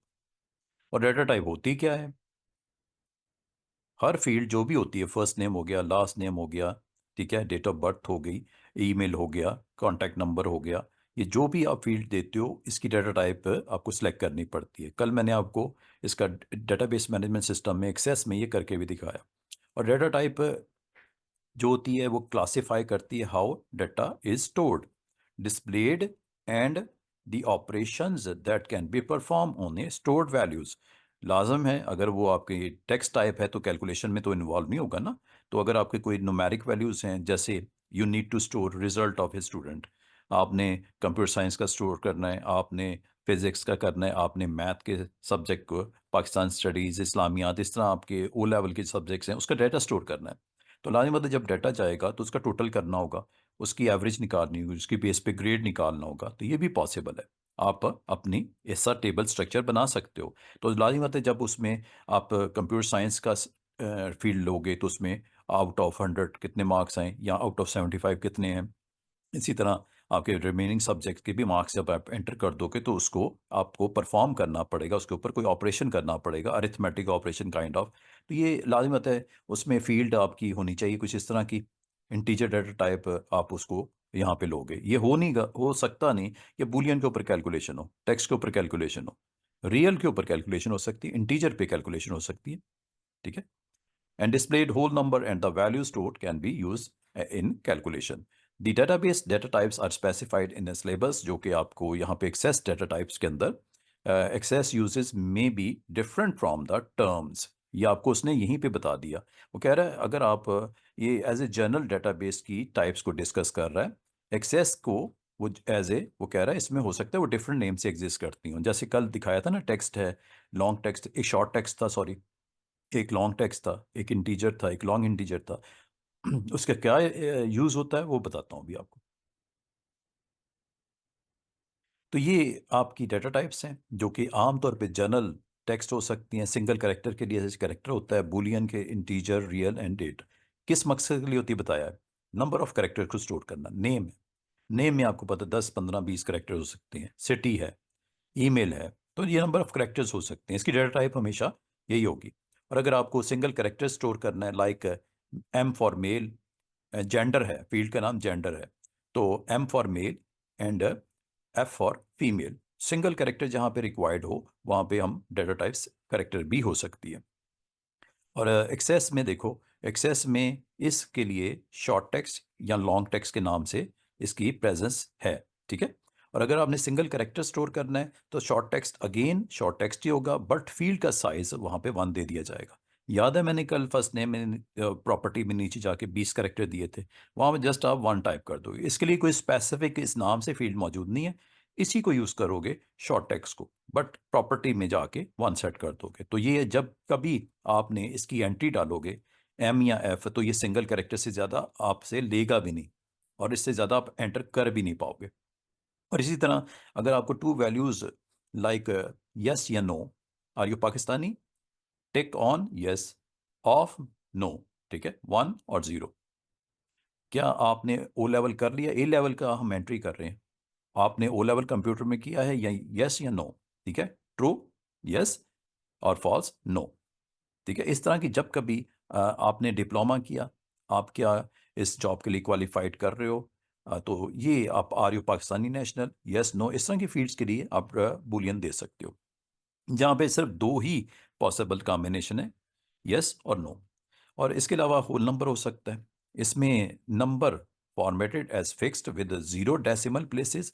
इसमें आगे जब मैं दूंगा ना, अभी ये सेट करूंगा, तो इसमें आपने जो डेसिमल प्लेसेस में नहीं होती, और जहाँ पे डेसिमल भी स्टोर करना रिक्वायर्ड हो वहाँ पे रियल ले लेते हैं। तो देखते हैं एक्सेस में क्या होगा।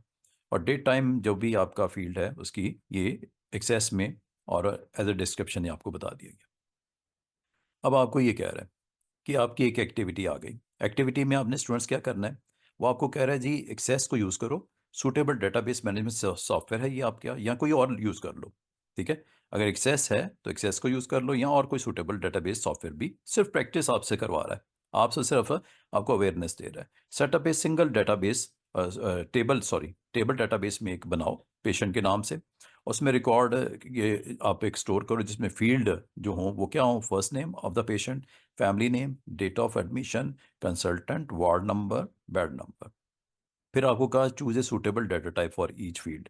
और फिर वैलिडेशन चेक भी लगाओ, make sure ward number has a whole number from 1 to 10 and the bed number जो as a whole number values 1 to 8 होना चाहिए। बेड उसमें 8 हैं, ठीक है, बेड इसमें टोटल 8 हैं, और रूम्स या वार्ड्स जो हैं वो 10 हैं। और इसके अलावा पेशेंट इसमें ये डेटा भी एंटर कर दो। This is your first name, family name, date of admission, this is a title, ये सॉरी ये फैमिली नेम है, मिस्टर स्मिथ, ठीक है। और फिर कंसल्टेंट, सॉरी ये कंसल्टेंट है, सॉरी ये कंसल्टेंट है। ये फैमिली नेम असल में अगर आप देखो तो दो पार्ट्स होते हैं, ये आपके आमतौर पे फर्स्ट नेम ये होता है, और फैमिली नेम जो सेकंड वाला, लास्ट नेम भी बोल देते हैं, फैमिली नेम भी बोल देते हैं, हर एक में आपको नज़र आ रहा होगा, ठीक है। दिस इज़ ए कंसल्टेंट, ये सारे कंसल्टेंट हैं जो इस पेशेंट के साथ कनेक्टेड है। ये वार्ड नंबर्स हो गई, ठीक है, और ये बेड नंबर हो गया। तो इस तरह डेटा एंटर करके वो कह रहा है कि आपने एक इस तरह की डेटाबेस आपने बनानी है, ठीक है। तो अगर आप कहते हो तो हम ये डेटाबेस बना लेते हैं, और इसके ऊपर वैलिडेशन भी लगा के दिखा देता हूँ, और ये सारा प्रैक्टिकल आज की डेट में आपको कंप्लीट कर देता हूँ, ठीक है। इसी को कर लेते हैं। तो इसके लिए कब स्काउट,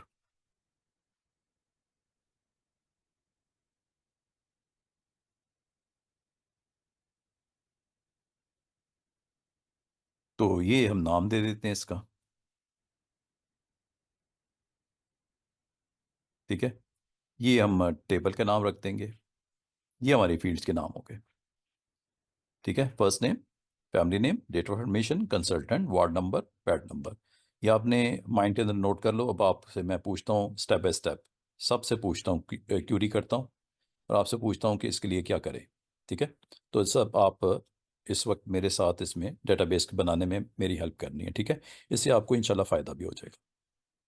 सबसे पहले आपने स्टूडेंट्स एक न्यू डेटाबेस बनानी है, न्यू, लाइक दिस। नेम इसका दे देना। कहाँ स्टोर करना है बता देते हैं। कंप्यूटर में किधर स्टोर करना है, डी ड्राइव पे, लाइक ओ लेवल्स, यहाँ पे जैसा ये पड़ी हुई डेटाबेस, तो इसका डेटाबेस का नाम कब स्काउट दे देते हैं।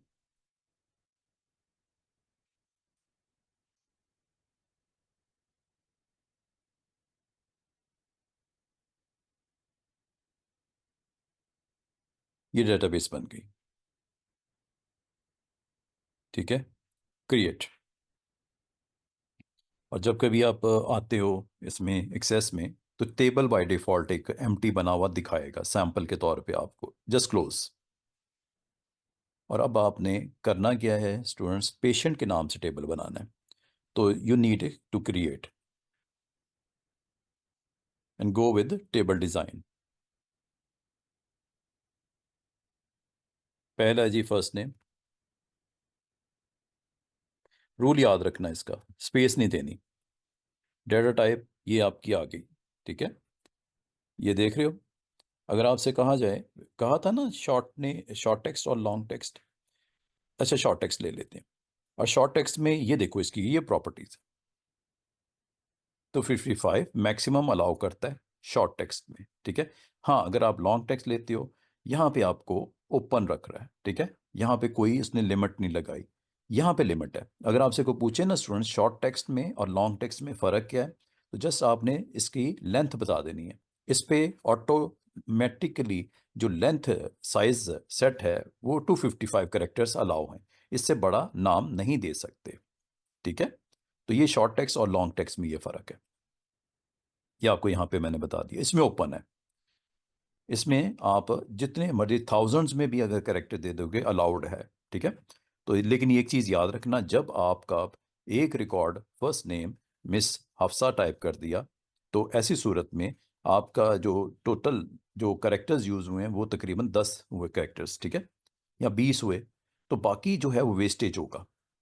बाकी क्या होगा, वेस्टेज होगा। इसलिए कहा यह जाता है एज ए डेटाबेस एडमिनिस्ट्रेटर और इंजीनियर, तो वो डेटाबेस एडमिनिस्ट्रेटर या इंजीनियर अच्छा इंजीनियर नहीं है जो यूटिलाइजेशन ऑफ स्पेस अच्छे तरीके से ना कर पाए।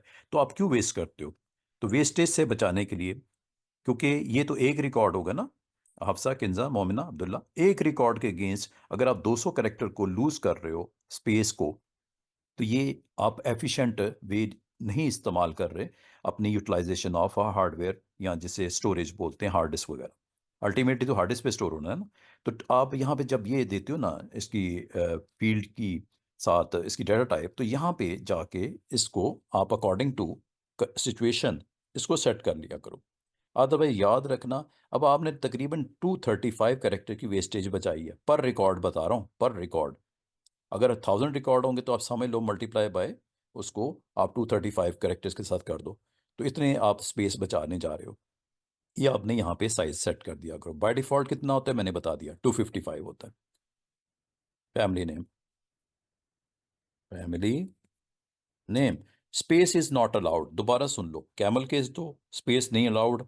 अगर आप देना भी चाह रहे हो करेक्टर सेपरेटर तो अंडरस्कोर डालना है यहाँ पे। अंडरस्कोर इज ओके, ठीक है, अंडरस्कोर इज ओके।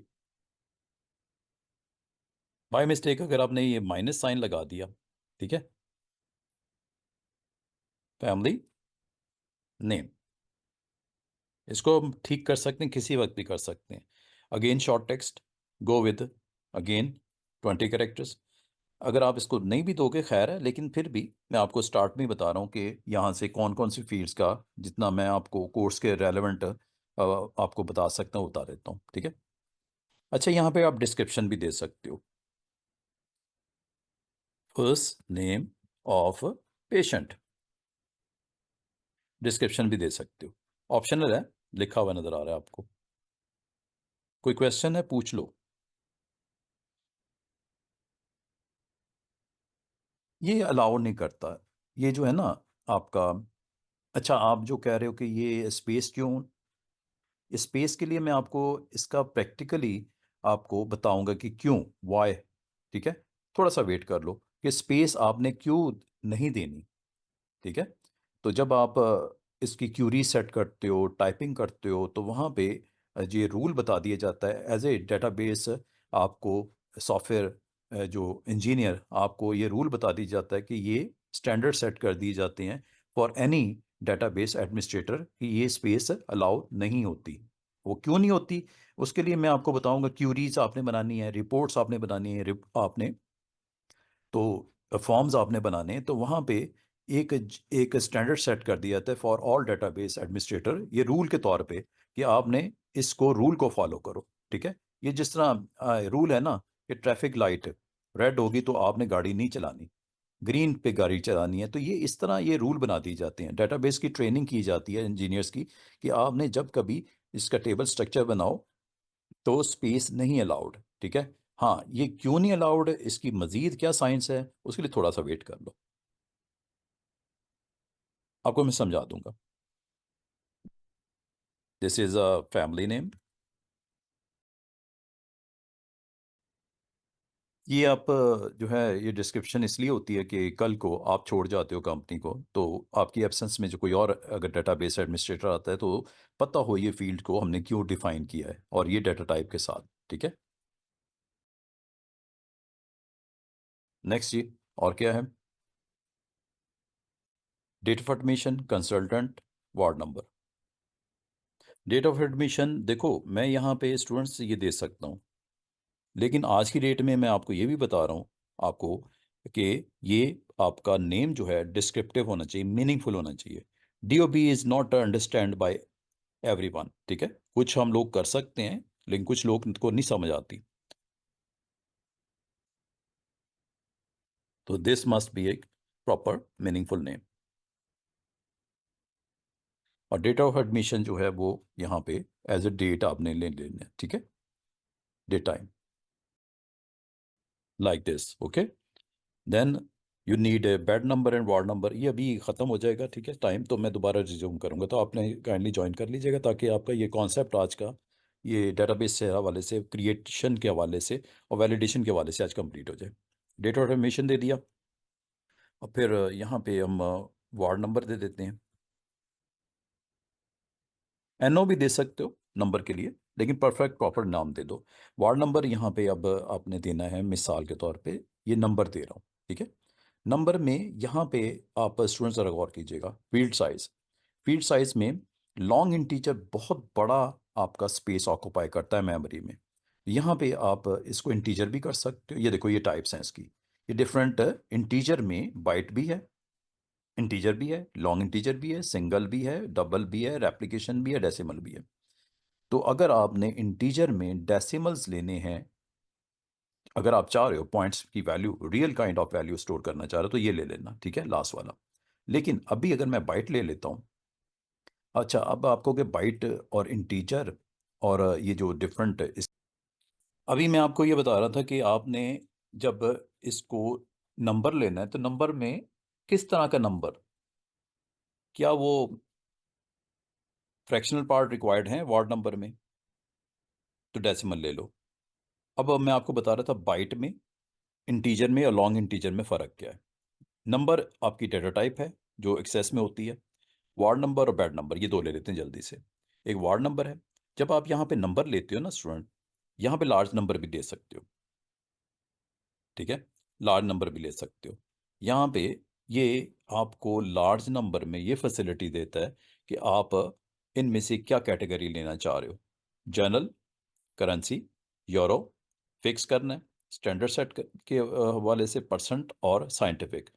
ये इसमें लॉन्ग नंबर, लॉन्ग या लार्ज नंबर में ये आपके पास फॉर्मेट मौजूद है। अभी करंटली मुझे इस डेटाबेस के लिए मैं इसको एक्सप्लेन करूंगा, ठीक है, मैं इसको एक्सप्लेन भी करता हूँ।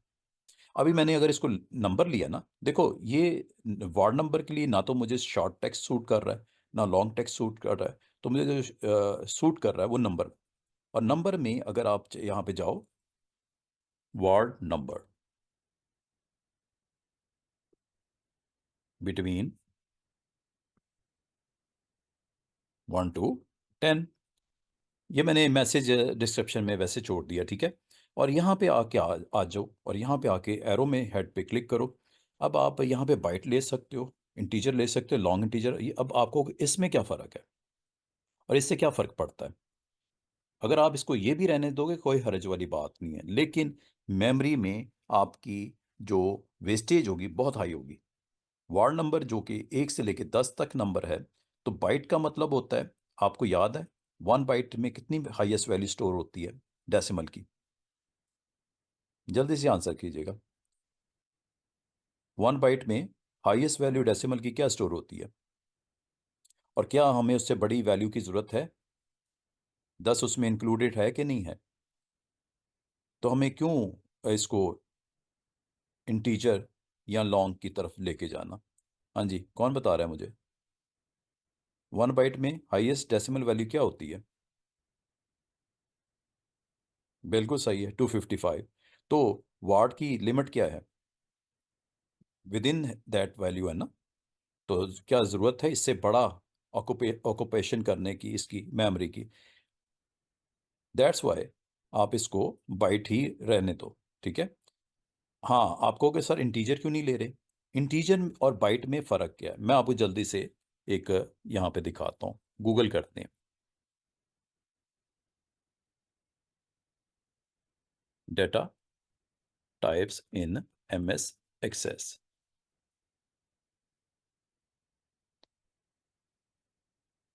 ये माइक्रोसॉफ्ट की वेबसाइट, इस पे थोड़ी सी आपको डिटेल और भी मिल जाएगी, इसको स्टडी कर सकते हो, ठीक है। Creating table in Access you need to select data type for each column of the data, ठीक है। ये देखो, short text up to 255 character formally. Long text, long text में लिमिट आपको 64,000 करेक्टर तक का अलाउ करता है। That's why there is no need to select long text for your first name, last name. Short text में maximum characters कितनी facility है? 255 की। इसमें कितनी है लॉन्ग टेक्स्ट में? 64,000 करेक्टर की। नंबर, नंबर में ये आपके पास नुमेरिक जो डाटा होता है वो 1 बाइट हो सकता है, 2 बाइट हो सकता है, 4 बाइट हो सकता है, 8 बाइट हो सकता है, 16 बाइट हो सकता है। ये इतनी ऑक्यूपेशन होती है 1 बाइट की। कब? जब आप नंबर की टाइप बाइट लेते हो। जब इंटीजर लेते हो 2 बाइट ऑक्यूपाई करते हैं हर एंट्री के against. 4 byte long integer and other single और ये आगे जो ऑप्शन थी उसके लिए ये साइज आपको ऑक्यूपेशन मेमोरी में इतनी होती है एक रिकॉर्ड के अगेंस्ट।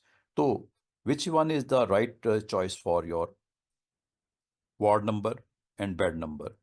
जस्ट बाइट, ठीक है, बाइट ही रिक्वायर्ड है, ये बाइट्स में ऑक्यूपेशन आपको बता रहा है, ठीक है। तो लार्ज नंबर अगर आप लेते हो तो आपका एक रिकॉर्ड के अगेंस्ट मेमोरी के ऊपर बोझ कितना पड़ रहा है? 8 बाइट्स का। हर एक रिकॉर्ड में 8 बाइट ऑक्यूपाई होंगे। तो as a database software engineer आप नहीं चाहते कि मेमोरी को हम वेस्ट करें, ठीक है। इसी तरह ये देखो, डे टाइम कितना ऑक्यूपाई करता है? 8 बाइट्स। एक्सटेंडेड को छोड़ दो। करेंसी भी 8 बाइट। 8 बाइट का मतलब है आप डॉलर साइन लगाना हो, आपने पाउंड का साइन लगाना हो, अपने पाकिस्तानी रुपीस का साइन लगाना हो, तो यहाँ पे आप करेंसी डेटा टाइप ले सकते हो। ऑटो नंबर भी इसमें डेटा टाइप है। ऑटो नंबर आपका एक यूनिक वैल्यू जनरेट करता है for each record, 1 2 3 4 5 and so on. और ये कितना ऑक्यूपाई करता है? 4 बाइट से 16 बाइट जब रेप्लिकेशन आईटी दे देते हैं। और अगर आप यस नो करते हो बूलियन में ट्रू फॉल्स के लिए, तो अगेन 1 बाइट ऑक्यूपेशन होती है, ठीक है। और इसी तरह एक और डाटा टाइप है ओएलई ऑब्जेक्ट। अगर आपने पिक्चर्स, ग्राफ्स और इस तरह की अगर आपने कोई डाटा स्टोर करना हो तो ये आपको 2 GB तक अलाउ करता है, 2 GB तक। ओएलई का मतलब होता है कोई इमेज है, आपका फोटो है, ठीक है, या आपके डोमिसाइल है, आपका पासपोर्ट की स्कैन कॉपी है, ठीक है। तो इस तरह की इंफॉर्मेशन हमें लाजमी होता है। आपकी स्कैन कॉपी जो होगी या फोटो होगी, इमेज होगा, तो वो आपको अलाउ कितना कर रहा है? देखो, पेशेंट की फ़ोटो हो सकती है ना, आप एज ए स्टूडेंट आपकी फ़ोटो होगी ना, या आपके फादर की फ़ोटो, या आपकी फ़ोटो, या आपके पासपोर्ट कॉपी की स्कैन कॉपी, डोमिसाइल की स्कैन कॉपी, तो ये पिक्चर्स ही होती हैं ना, ग्राफ्स वगैरह। तो ये आपको ओ एल ई ऑब्जेक्ट में इस तरह की डाटा टाइप भी एक्सेस में अवेलेबल है। फिर आप हाइपर लिंक भी लगा सकते हो। आप किसी कंपनी में काम करते हो, ठीक है, और आपकी हर एक किसी हफ्सा का फेसबुक पेज है, अब्दुल्ला राना का भी है, किन्जा का भी, मोमिना का भी है। तो अगर आप चाहो वहाँ पे हाइपर लिंक एड्रेस भी दे सकते हो, डॉक्यूमेंट और फाइल का इंटरनेट लिंक भी दे सकते हो, लोकल इंट्रानेट भी लिंक दे सकते हो। इस पर क्लिक करते ही आपका डॉक्यूमेंट ओपन हो जाएगा, आपकी वेबसाइट ओपन हो जाएगी। ये भी पॉसिबल है। फिर अटैचमेंट भी रख सकते हैं, जैसे मैंने बोला कि आपने कोई स्प्रेडशीट कनेक्ट करनी है, कोई पिक्चर्स लगानी है, कोई डॉक्यूमेंट्स लगाने हैं, अटैचमेंट्स रखनी है, ठीक है। तो ये आपको 2 GB की स्पेस देता है पर रिकॉर्ड के अगेंस्ट अटैचमेंट में। इसके अलावा कैलकुलेटेड भी है, इसके बारे में मैं आपको बताऊंगा कि कैलकुलेटेड से हम क्या कर सकते हैं। एक और इंपॉर्टेंट डाटा टाइप है। फिर लुकअप विजर्ड है। आप एक टेबल बना लेते हो सिटीज़ का, कंट्रीज़ का, उसको लिंक भी कर सकते हो फील्ड के सिटी के साथ या कंट्री के साथ। ये भी मैं आपको बताऊंगा कि लुकअप विजर्ड से क्या होता है। तो ये सारी डेटा टाइप्स हैं स्टूडेंट्स। तो ये सारी डेटा टाइप्स को अगर आप दोबारा से एक्सेस में आते हो, तो ये मैं आपको वापस से ज़रा लेके आया। तो आप मुझे बता सकते हो ना कि मोस्ट सूटेबल वार्ड नंबर के लिए नंबर में जो आप लोगे, तो best one is byte, 1 byte, 2 byte, 4 byte, and these are for 16 byte, ठीक है। तो 1 बाइट इज ओके ना for ward number? That's why you need to select go with, instead of integer और long integer, go with byte. ये यहाँ पे आप on कर दो। इसका मतलब अगर कोई कोशिश भी करेगा 255 से बड़ा नंबर देने की, तो अलाउड नहीं है। Then after ward number you need to go with bed number. और बेड नंबर की वैल्यू आपको कहा गया, ये भी नंबर है, नॉट ए टेक्स्ट, नंबर। और नंबर में यहाँ पे क्या होगा students? Again go with byte. क्या आपको समझ आनी शुरू हुई है क्या मैं करवा रहा हूँ? ये अभी डेटाबेस का स्ट्रक्चर बना रहा हूँ, टेबल का, ठीक है। और इसका नाम हमने देना है टेबल का पेशेंट। अभी नाम क्या है इस ऊपर देखो, टेबल 1। अच्छा, एक और चीज़, यहाँ पे आपको कहा वैलिडेशन रूल लगाओ। स्टूडेंट ज़रा गौर कीजिएगा, वैलिडेशन रूल। अब आपको समझ आएगी कि वैलिडेशन रूल से क्या एडवांटेज होगा as an operator, you and me, ठीक है। ये है जी, ward number has a whole number value between 1 to 10। ये लो, अभी लगा लेते हैं। Ward number is this one, click कर दो और ये नीचे आ जाओ। This is a validation rule. और वैलिडेशन रूल के मुताबिक ग्रेटर देन ग्रेटर देन और equal to what? Greater than equal to, हाँ जी अब्दुल्ला। हाँ, byte, just one byte. Ward number is 3। हाँ, जब 3 स्टोर करना है तो इसको वो बाइनरी फॉर्म में स्टोर करेगा ना, जिसमें 8 बिट्स का फॉर्मेशन चलेगा। 0 0 0 0 0 लास्ट जो आपका 1 और 2 की वो 1 1 हो जाएगी, 3 बन जाएगा। तो अ, वो आपका मेमोरी में जब बाइट में स्टोर होगा तो वो बाइनरी फॉर्म में होगा ना, तो 1 बाइट ही हमें रिक्वायर्ड है ना।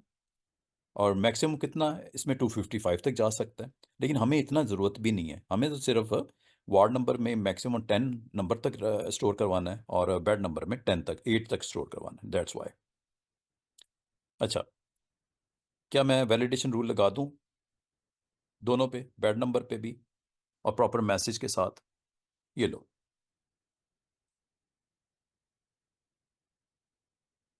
Greater than equal to 1 and type here and operator है less than equal to 10।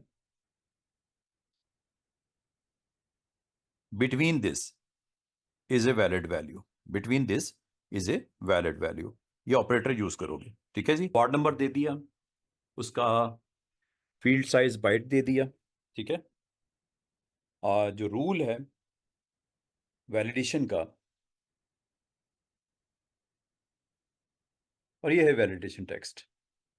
Just you need to type a text, valid text, जो भी आप देना चाह रहे हो।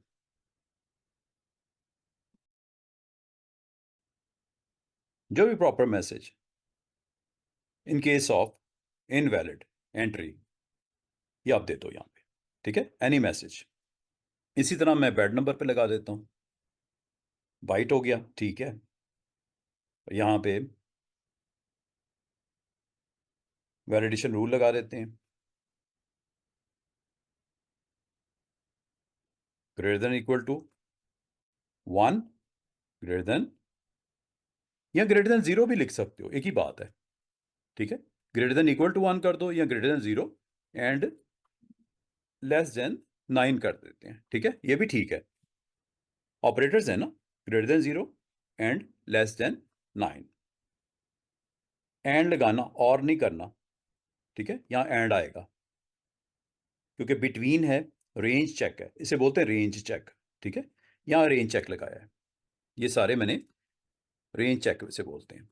वैलिडेशन में ये रेंज चेक आप ने लगा दिया, value only valid values are between 1 to 8। Comment है, कमेंट यहाँ पे रख देता हूँ सिर्फ बताने के लिए आपको। ठीक है, और यहाँ पे जो प्रॉपर टेक्स्ट है, इन केस अगर आप गलत टाइप करते हो तो प्रॉपर मैसेज आना चाहिए, ये कर दिया। ठीक है, जो भी प्रॉपर मैसेज देना चाहो you can type any message, इसका कोई इशू नहीं है। लेकिन ये जो आपने टाइप करना है, ये इसका प्रॉपर एक फॉर्मेट है, उसको फॉलो करना। ठीक है, अरिथमेटिक ऑपरेटर्स, सॉरी इधर रिलेशनल ऑपरेटर यूज हो रहे हैं, greater than equal to, less than equal to, ये सारे ऑपरेटर्स हैं, इनको सबको यहाँ पे अपनी ज़रूरत के मुताबिक यूज़ कर सकते हो। मैं यहाँ पे लिख देता हूँ ये सारे, पता है इसे क्या बोलते हैं? रिलेशनल, रिलेशनल ऑपरेटर्स यहाँ पे लग सकते हैं। कौन से? इक्वल टू लग सकता है, अगर आपने इक्वल टू रखना हो इक्वल टू रख सकते हैं। ग्रेटर देन का साइन यूज़ हो सकता है, फिर ग्रेटर देन इक्वल टू का साइन यूज़ होता है, फिर इसमें लेस देन का साइन अकेला यूज़ हो सकता है, फिर less than equal to sign use हो सकता है, फिर इसमें नॉट इक्वल टू भी होता है, तो ये साइन इस तरह लगता है। ये सारे रिलेशनल ऑपरेटर कहलाते हैं। यहाँ पे जब ज़रूरत हो उसको फिक्स कर सकते हो इस जगह पे। ठीक है, इस जगह पे। यहाँ तक समझ आ गई सबको? और ये जब आपने कर दिया है, अब इसमें लास्ट एक्शन जो हमें करना है, इसको क्लोज करना है या सेव करना है। ठीक है, और अ, इसको जब हम क्रॉस करते हैं तो यहाँ पे जी आपको कहता है do you want to save changes to the design of the table? Yes करना है। अच्छा, यहाँ पे एक इंपॉर्टेंट चीज़, नाम दे दो इसका, पेशेंट। ये देखें जी, मैंने इसका नाम पेशेंट टेबल, जो भी नाम देना है यहाँ आप दे दो। और नाम देने के बाद जैसे ओके करोगे, इसमें एक मसला है स्टूडेंट्स, याद रखना, इसमें एक मसला है। मसला ये है कि इसमें टेबल तो प्रॉपर बन रहा है, एवरीथिंग इज ओके, आपने नेम भी दे दिया, आपने डाटा टाइप भी दे दी, आपने इसकी रिस्पेक्टिव प्रॉपर्टीज भी दे दी, और जैसे ही ओके करेंगे तो ये आपको यहाँ पे एक स्क्रीन के ऊपर एक प्रॉब्लम जो इसको आ रही है वो ये, there is no primary key defined. वो आपको ये कह रहा है, although a primary key is not required, it's highly recommended, a table must have a primary key for you to define a relationship between this table and other tables in the database. Do you want to create a primary key now? Yes or no? देखो, मैंने अभी आपको primary की का concept नहीं दिया, अभी तक थ्योरी में कहीं प्राइमरी की का जिक्र नहीं आया। मैं अभी अगर नहीं भी देना चाह रहा तो आप नो कर दो, मैंने नहीं देना प्राइमरी की। अगर यस करोगे तो आपको फिर इनमें से कोई फील्ड, या वो ऑटोमेटिकली खुद ही एक फील्ड यहाँ पे ऐड कर देगा जो आईडी के नाम से होगी। इसको मैं इंशाल्लाह फिर करवाऊंगा, अभी आपने अगर नो कर देना है, ठीक है, मुझे नहीं चाहिए। अभी मैंने चूंकि प्राइमरी की के बारे में आपको एक्सप्लेन नहीं किया तो मुझे पता ही नहीं है क्या ये, ठीक है, और आपको भी नहीं पता है ये है क्या। तो ठीक है जी, जो बन गया सो बन गया। ये देखो जी, टेबल बन गया। अगर कल को इस टेबल में कोई चेंजेस रिक्वायर्ड हो, स्ट्रक्चर में कोई चेंजेस रिक्वायर्ड हो, तो याद रखना इस पर क्लिक करना है और इसके ऊपर राइट क्लिक करना है, राइट क्लिक, और ये है डिज़ाइन। डिज़ाइन में चेंजेस करनी है तो ये है डिज़ाइन, स्ट्रक्चर में चेंजेस जिसे बोलते हैं, ये देखो दोबारा वही आ जाएगा। और अब्दुल्ला मुझसे पूछ रहे थे, सर यहाँ पे हम स्पेस क्यों नहीं दे सकते? स्पेस अगर आप दे भी देते हो, दोबारा से देख लो, सेव करते हैं। Do you want to save changes? Yes, ले लेता है, लेने में कोई उसको ऑब्जेक्शन नहीं है, स्पेस अलाउड है। लेकिन आपको क्या प्रॉब्लम आएगी, ये मैं आपसे, ये मैंने कहा था, ये मैं शेयर करूंगा। वो स्टोर कर देता है लेकिन आपको फ्यूचर में प्रॉब्लम आएगी, इसलिए मैं आपको मना कर रहा था स्पेस नहीं देनी, देना है तो अंडरस्कोर देना। अब ये क्या प्रॉब्लम आएगी, जब मैं इसको क्यूरीज में, फॉर्म्स में और रिपोर्ट्स में डिस्कस करूंगा तब इसको इंशाल्लाह एक्सप्लेन कर दूंगा, ठीक है। अभी इसको मैंने क्रॉस कर दिया, ये नई चेंजेस के साथ मैंने इसको सेव कर दिया। और सेव करने के बाद स्टूडेंट्स, अगर इसमें आपने डाटा एंटर करना है, very easy way, double click कर दो या राइट क्लिक करके ओपन कर दो, एक ही बात है, ठीक है। ये फर्स्ट नेम फिनी सिंह, और ये डेट ऑफ एडमिशन हो गया। और जो डेट की फील्ड होती है उसमें स्पेशल उसकी प्रेजेंस है, वो देखो इस तरह होती है। ये आपको एक छोटा सा कैलेंडर नज़र आएगा, इस पर क्लिक करना, और मिसाल के तौर पे आपकी आज की डेट ऑफ एडमिशन है इसकी पेशेंट की, तो ये आपने क्लिक कर दी, ये देखो ऑटोमेटिकली डेट यहाँ पे आ गई। वार्ड नंबर चूंकि आपने यहाँ पे चेक लगाए हुए हैं, और अगर आप उसको वायलेट करते हो तो क्या होता है वो देखो, 11 देता हूँ। अच्छा, इसमें आप देख रहे हो कि तमाम में जीरो नजर आ रहे हैं, ये देख रहे हो तमाम में जीरो नजर आ रहे हैं जहाँ पे नंबर है, ये डिफॉल्ट वैल्यू होती है। ये कैसे सेट होती है बताता हूँ अभी आपको। अच्छा, ये आपने यहाँ पे 11 दे दिया, जैसे आपने नेक्स्ट फील्ड पे आए, ये देखो ये है जी वैलिडेशन टेक्स्ट, आ रहा है ना warning, ward number is between 1 to 10। Okay, 1 देना था आपने, 11 हो गया आपसे, चले 1 दे देते हैं दोबारा, यहाँ पे आओ, 1 टाइप किया। ये देखो जैसे मैं अगली फील्ड पे जाता हूँ अब कोई मसला नहीं आया। बेड नंबर आपको याद होगा मैक्सिमम 8 है, बेड नंबर मैं 9 दे देता हूँ। जैसे मैं टैब प्रेस करके नेक्स्ट रिकॉर्ड पे जाता हूँ, वो आपको कहता है only bed number these values are allowed, so you need to type like 8 is या 6 is okay. Next patient name is Yasir Ahmed, date of admission like last day हुआ था 26 को, ये लो। वार्ड नंबर अगेन जो भी आपने वार्ड नंबर देना है, यहाँ पे जो उसने बेड नंबर आपने देना है, फिर ये उम्र। ये मैं डाटा इसलिए एंटर कर रहा हूँ क्योंकि मैंने आपको इसके ऊपर क्यूरी लगा के दिखानी है, ठीक है।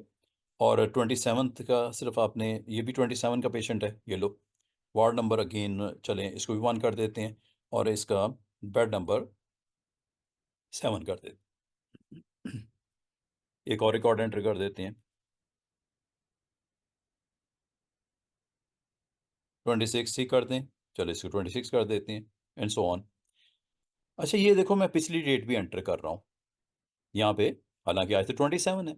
अगर आज मेरी कंपनी स्टार्ट हुई है तो ये पिछली डेट में सपोज नहीं एंटर करना चाह रहा था, तो यहाँ पे भी वैलिडेशन चेक लग सकता है। ठीक है, वैलिडेशन चेक पिछली डेट्स आर नॉट अलाउड, ये भी कर सकते हैं। यहाँ पे again ward number suppose 3 and bed number is 8। ये नहीं जी, इस तरह आपका रिकॉर्ड सेव होता जाएगा, और इसको आप बाद में अगर कभी भी देखना चाहो या एंटर करना चाहो डबल क्लिक करके जा सकते हो। ठीक है, इस तरह आप टेबल के अंदर एंट्री करते जाओगे करते जाओगे करते जाओगे। और अगर आप इसके पे राइट क्लिक करो, ओपन एंड डिज़ाइन की तो समझ आ गई होगी आपको, ये स्ट्रक्चर को देखने के लिए, चेंज करने के लिए। अगर आप इसमें यहाँ पे जाके गौर करो वार्ड नंबर के ऊपर, ये है डिफ़ॉल्ट वैल्यू, ये देख रहे हो, ये डिफ़ॉल्ट वैल्यू 0 इस वजह से नज़र आ रहा है वहाँ पे, देख रहे थे ना। और इसी तरह बेड नंबर पे भी 0 इस वजह से नज़र आ रहा था आपको। अगर इसको आप ऑफ कर दोगे, डिलीट कर दोगे लाइक दिस, और इसको स्ट्रक्चर को सेव कर लेते हो लाइक दिस, अब आप इसको डबल क्लिक करते हो तो ये देख रहे हो बेड नंबर में अब आपको 0 की प्रेजेंस नज़र नहीं आ रही, ये देख रहे हो इधर, जबकि इधर वार्ड नंबर में प्रेजेंस नज़र आ रही है। तो ये असल में होता ये है कि अगर आप कुछ भी एंटर नहीं करोगे तो default is zero, default is zero. समझ रहे बात? तो क्या डिफ़ॉल्ट 0 के अलावा भी कुछ हो सकता है? बिल्कुल हो सकता है। आप इसको अपनी मर्ज़ी से, वार्ड नंबर आप चाह रहे हो कि इसकी डिफ़ॉल्ट वैल्यू 2 सेट कर दी जाए, डिज़ाइन व्यू में जाओ और डिफ़ॉल्ट वैल्यू वार्ड नंबर की 2 सेट कर दो। जब कुछ भी नहीं एंटर करोगे तो 2 तो ऑलवेज देयर, ये लो।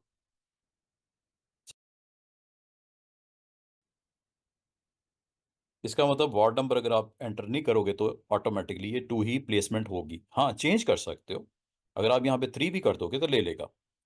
लेकिन इसका मतलब ये होता है कि जब आप कोई ऐसी एंट्री फिक्स करना चाह रहे हो कि हमेशा ये जब तक चेंज ना करे 2 ही देता रहेगा। ठीक है, लें जी, सेव। यहाँ तक उम्मीद है समझ आ गई होगी आपको। यहाँ तक किसी को कोई कंफ्यूजन है तो पूछ लो, कितना आसान सा टॉपिक है। अब मैं अगला आपको छोटा सा इसका यूज़ बताऊं, एक और चीज़ छोटी सी सिखा दूं आपको। ठीक है, उम्मीद है आपको यहाँ तक समझ आ गई होगी। इसमें कोई किसी किस्म का कोई डाउट है, आपने डेट ऑफ एडमिशन अलाउड नहीं करनी, ठीक है, पुरानी कोई, तो मैं एक काम करता हूँ, ये देखो स्ट्रक्चर में गए, इसका मतलब बाद में भी अगर आपकी कोई रिक्वायरमेंट चेंज हो जाती है, डिज़ाइन व्यू में आओ, डेट ऑफ एडमिशन में आओ, डेट ऑफ एडमिशन में यहाँ पे वैलिडेशन रूल लगा देता हूँ, date must be greater than equal to 25, greater than equal to क्या देनी है जी आपने यहाँ पे, डेट 25 जनवरी 2024। अच्छा, अच्छा, जब आपको ये समझ ना आए ना कि ये यहाँ पे एक्सप्रेशन कैसे देनी है, वैलिडेशन रूल कैसे लगाना है, ख़ासतौर पे डेट वगैरह के लिए, तो ये आपको 3 डॉट्स दिख रहे होंगे साइड पे, ये वाले, इस पे क्लिक कर दो। यहाँ पे आप जाके भी इसकी वैल्यूज़ दे सकते हो। ऑपरेटर इज़ ये ऑपरेटर हैं सारे, बिटवीन डेट देनी है, ठीक है, ग्रेटर देन इक्वल टू देना है, ये देख रहे हो ऊपर, ये आ गया। और यहाँ पे क्या करना है जी, यहाँ पे फंक्शन लगाना है, फंक्शन, बिल्ट इन फंक्शन, ये डेट का फंक्शन, और किस से आप देना चाह रहे हो, फ्रॉम स्पेसिफिक डेट देना चाह रहे हो या आज की डेट से ऑनवर्ड देना चाह रहे हो, नाउ, नाउ भी फंक्शन यूज़ कर सकते हो। ये क्या करता है, returns a variant of type date specifying the current system date and time. Current system date and time आप देख रहे हो स्टूडेंट्स, आज डेट टाइम क्या है, ये देखो बॉटम पे 27 है ना, ये कैलेंडर के हिसाब से, ये 27 से ऑनवर्ड की डेट अलाउड करनी है, ग्रेटर देन इक्वल टू आज की डेट भी डाल सकते हो 28। कोई हमारे पास आता है जी कल की डेट के लिए, उसने एडमिशन लेना है, उसने फ़ोन करके हमसे डेट मांग ली, हमने कहा कल ठीक है आ जाओ, आपको हमने यहाँ पे एंट्री आपकी डेटाबेस में पुट कर दी। तो ये आप ये भी कर सकते हो, नाउ यूज़ कर लो या टुडे यूज़ कर लो, दोनों ठीक है। या देखिए टुडे है, नहीं है तो नाउ इज़ ओके, ये नाउ, ये देख रहे हो, greater than equal to now, okay कर दूं? मुश्किल तो नहीं हो रहा स्टूडेंट्स, छोटी सी चीजें हैं। ये लो, अब ये आपको इस डेट से आगे की डेट पुट करनी पड़ेगी। आज की ओके, 27 भी ओके, 28 भी ओके, लेकिन 26 इज नॉट अलाउड। अच्छा, जब मैंने सेव किया, do you want to save changes? Yes. एक और मैसेज आया, वो कह रहा है this process may take a long time, do you want the existing data to be tested with new rules? Data integrity issue आ गया। डाटा इंटेग्रिटी इशू क्या आया? किंजा, हफ्सा, मोमिना, अब्दुल्ला, क्या इंटेग्रिटी इशू आया? वो कह रहा है आपकी तो दो ऐसी डेट्स हैं जो 26 की हैं, और आप कह रहे हो कि डेट आज की डेट से बराबर या आगे होनी चाहिए। ये एक इसने आपको प्रॉब्लम बता दी अपनी, ठीक है। वो कह रहा है कि data may not be valid for new rules, वो पुराना उसी तरह पड़ा रहेगा। यस, ठीक है, ओके, कोई मसला नहीं। एग्जिस्ट ऐसा वायलेट, वो कह रहा है जी ये आपकी डेट ऑफ एडमिशन के ऊपर वायलेशन नजर आ रही है। उसने जब इसको अटेम्प्ट करने की कोशिश की, वो कह रहा है इसको इसी setting, do you want to keep it testing with the new settings? Yes कर दो, ठीक है, ओके। चेक करते हैं, लेट्स सी। ठीक है, ये असल में ये वायलेट कर रही थी दो डेट्स, लेकिन आज के दिन के बाद क्योंकि मैंने नया रूल लगा दिया है, अब क्या होगा जरा गौर कीजिएगा। This is a new patient, like name Raza Ahmed. ये चेक कीजिएगा, डेट अगर मैं कोई प्रीवियस एंटर करने की कोशिश, 26 भी करने की कोशिश करूंगा, ये देखो, वो कह रहा है रूल लगा हुआ है, prohibited by the validation rule greater than equal to now. ये जी आपको मना कर रहा है। पहले ले रहा था, अब नहीं ले रहा डेट। समझ रहे बात को? You need to enter either 27 or greater than 27, कोई भी दे सकते हो, okay, and then give.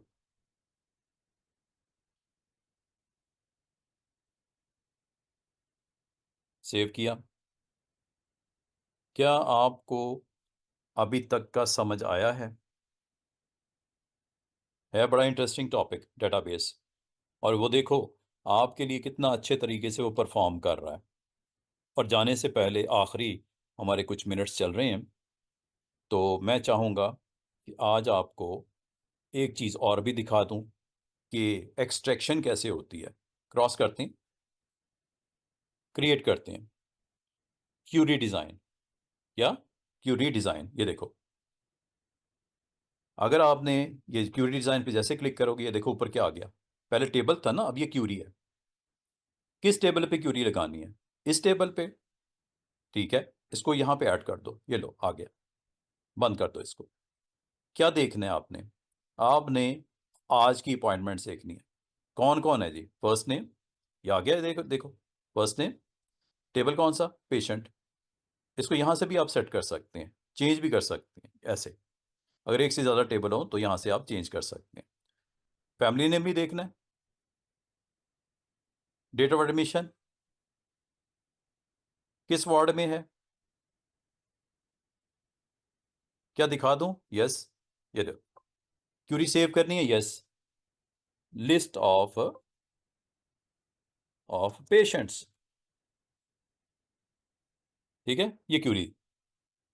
Table बन गया। टेबल जब तक नहीं बनेगा स्टूडेंट, क्यूरी नहीं होगी, सीधी सी बात है। टेबल होगा तो क्यूरी लगेगी ना। ये देखो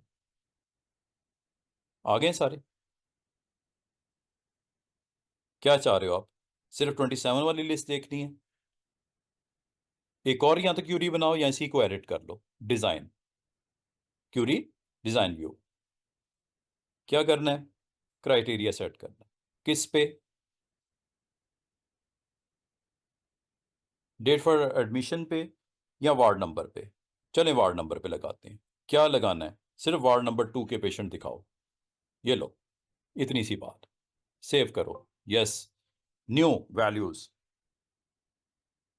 ये लो, वार्ड नंबर 2 वाले सिर्फ दिखा रहा है। दोबारा देखो, मुझे सिर्फ और सिर्फ जिनकी डेट ऑफ अपॉइंटमेंट 27 की है, सिर्फ वो देखने हैं। ये लो,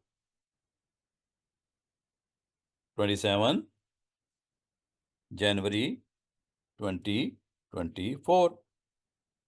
जैसे मैंने टाइप करके साइड पे हुआ, ये देखो क्या हुआ, ऑटोमेटिक हैश साइन उसने खुद ही लगा दिए। असल फॉर्मेट ये है। अगर आप नहीं भी दे सकते तो आपको कितनी हद तक ये डेटाबेस मैनेजमेंट सिस्टम सॉफ्टवेयर जो है फैसिलिटेट कर रहा है। Right way to type is date between hash sign. ठीक है, अगर आप दे दोगे गुड, अगर नहीं भी दोगे आप जनरल वे में टाइप कर दो, वो ऑटोमेटिकली उसका फॉर्मेट खुद ही बता देगा। Let's see, save, yes. नई क्यूरी अपडेट होगी, यस, देख लेते हैं। You can see,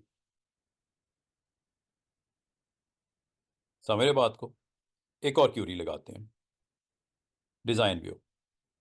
now query is I want to see all the Ahmed family name. Ahmed tab, ये देखो कोट्स में, टेक्स्ट कोट्स में होता है। अगर आप दे दोगे ओके, नहीं दोगे खुद ही सेट कर देगा। Let's see.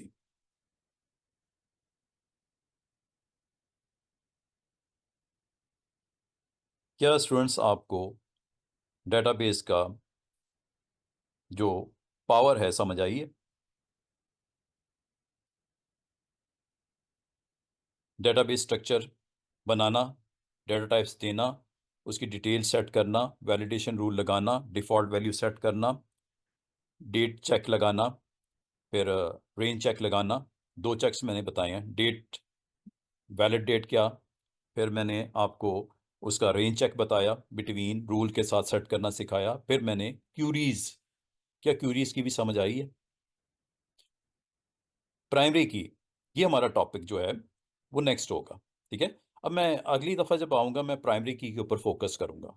Y we need to put primary key, ये हमारा अगला टॉपिक होगा। प्राइमरी की इंपॉर्टेंस का आपको बताऊँगा।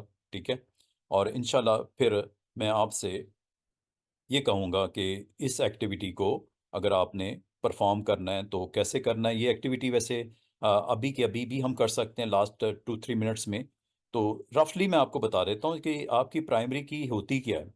जो भी आपका रिकॉर्ड होता है टेबल के अंदर, जो डेटा आप होता है वो सिंगल आइटम, पर्सन या इवेंट का होता है। ये हमने बार बार देखा। It is important to be able to uniquely identify this item. Uniquely identify करने का कोई मैकेनिज्म होना चाहिए। ठीक है, अभी यूनिकनेस के ऊपर हमने फोकस नहीं किया हुआ। In order to reliably identify an item from the data stored about it in record, there need to be field that uniquely identify the item. The field is called the primary key. जिस तरह वो कह रहा है primary की होती क्या है, ये मस्ट कंटेन डेटा वैल्यू, खाली नहीं छोड़ते इसको। There are never repeated in a table, और ये रिपीट नहीं होती टेबल के अंदर। दो इसकी इंपॉर्टेंट प्रॉपर्टीज हैं। एक तो इसके अंदर वैल्यू डालना जरूरी हो जाता है। मैं आपको दिखाऊं, ये देखो, ये जो आपका टेबल था, जब मैं एंटर कर रहा था डेटा, अगर मैं इसमें खाली भी छोड़ दूंगा ना इन फील्ड्स को, कोई प्रॉब्लम नहीं। ये देखो, फैमिली ने मैंने अहमद लिख दिया, और ये देखो कैपिटल स्मॉल का भी कोई इशू नहीं है। ये भी बताऊंगा कैसे करते हैं। ये लो, अगर ये बाकी फील्ड में नहीं भी देता ना, कोई इशू नहीं है, इनको ब्लैंक भी छोड़ सकते हैं। देख रहे हो, ब्लैंक छोड़ दी मैंने 2-3। सेव करना देगा, यस करने देगा। ये देखो सेव हो गया, कोई इशू नहीं है। तो इसका मतलब जब कभी कोई फील्ड इसमें एंटर होगी, इसमें कोई फील्ड अगर आप दोगे, अगर आप इसमें ऐड करना चाहो प्राइमरी की को, आप चाह रहे हो यहाँ पे ना एक यूनिक वैल्यू आ जाए, पेशेंट की आईडी, विनी की जो है, यासिर की, उमर की, इमरान की, एजाज की, इसके अंदर एक काम करना पड़ेगा। यहाँ पे आके डिज़ाइन व्यू में चले जाओ और यहाँ पे एक फील्ड नई एंटर कर दो। Right click, insert row here, और नेम यहाँ पे आपने दे दिया patient ID. Patient ID, data type क्या लेनी है, क्या शॉर्ट टेक्स्ट लेना है, लॉन्ग टेक्स्ट लेना है, या ये ऑटो नंबर जनरेट कर दो। चलो ऑटो नंबर करवा दो, ये फील्ड ले लो। इसका फ़ायदा पता क्या होगा, एज एन ऑपरेटर को टाइप नहीं करना पड़ेगा, 1 2 3 4 5 खुद ही देता जाएगा। ये अच्छी चीज़ है। ऑटो नंबर कर दूँ, यस, ये लो, आगे फील्ड। और इसका फ़ायदा पता क्या है स्टूडेंट्स, कि जब आप नया रिकॉर्ड एंटर करोगे यहाँ पे, ये आपने टाइप करने की कोई ज़रूरत नहीं। पेशेंट आईडी ये देखो,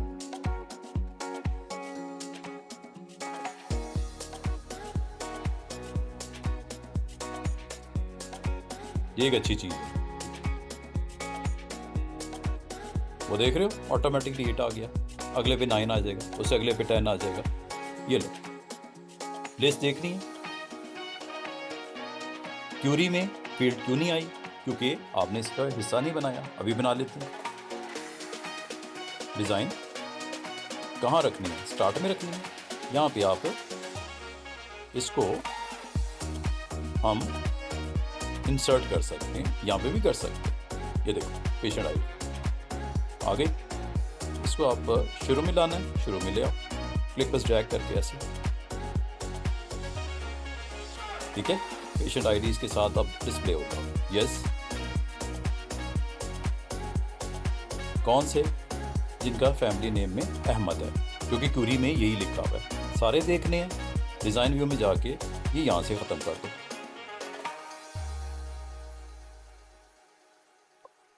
ये लो,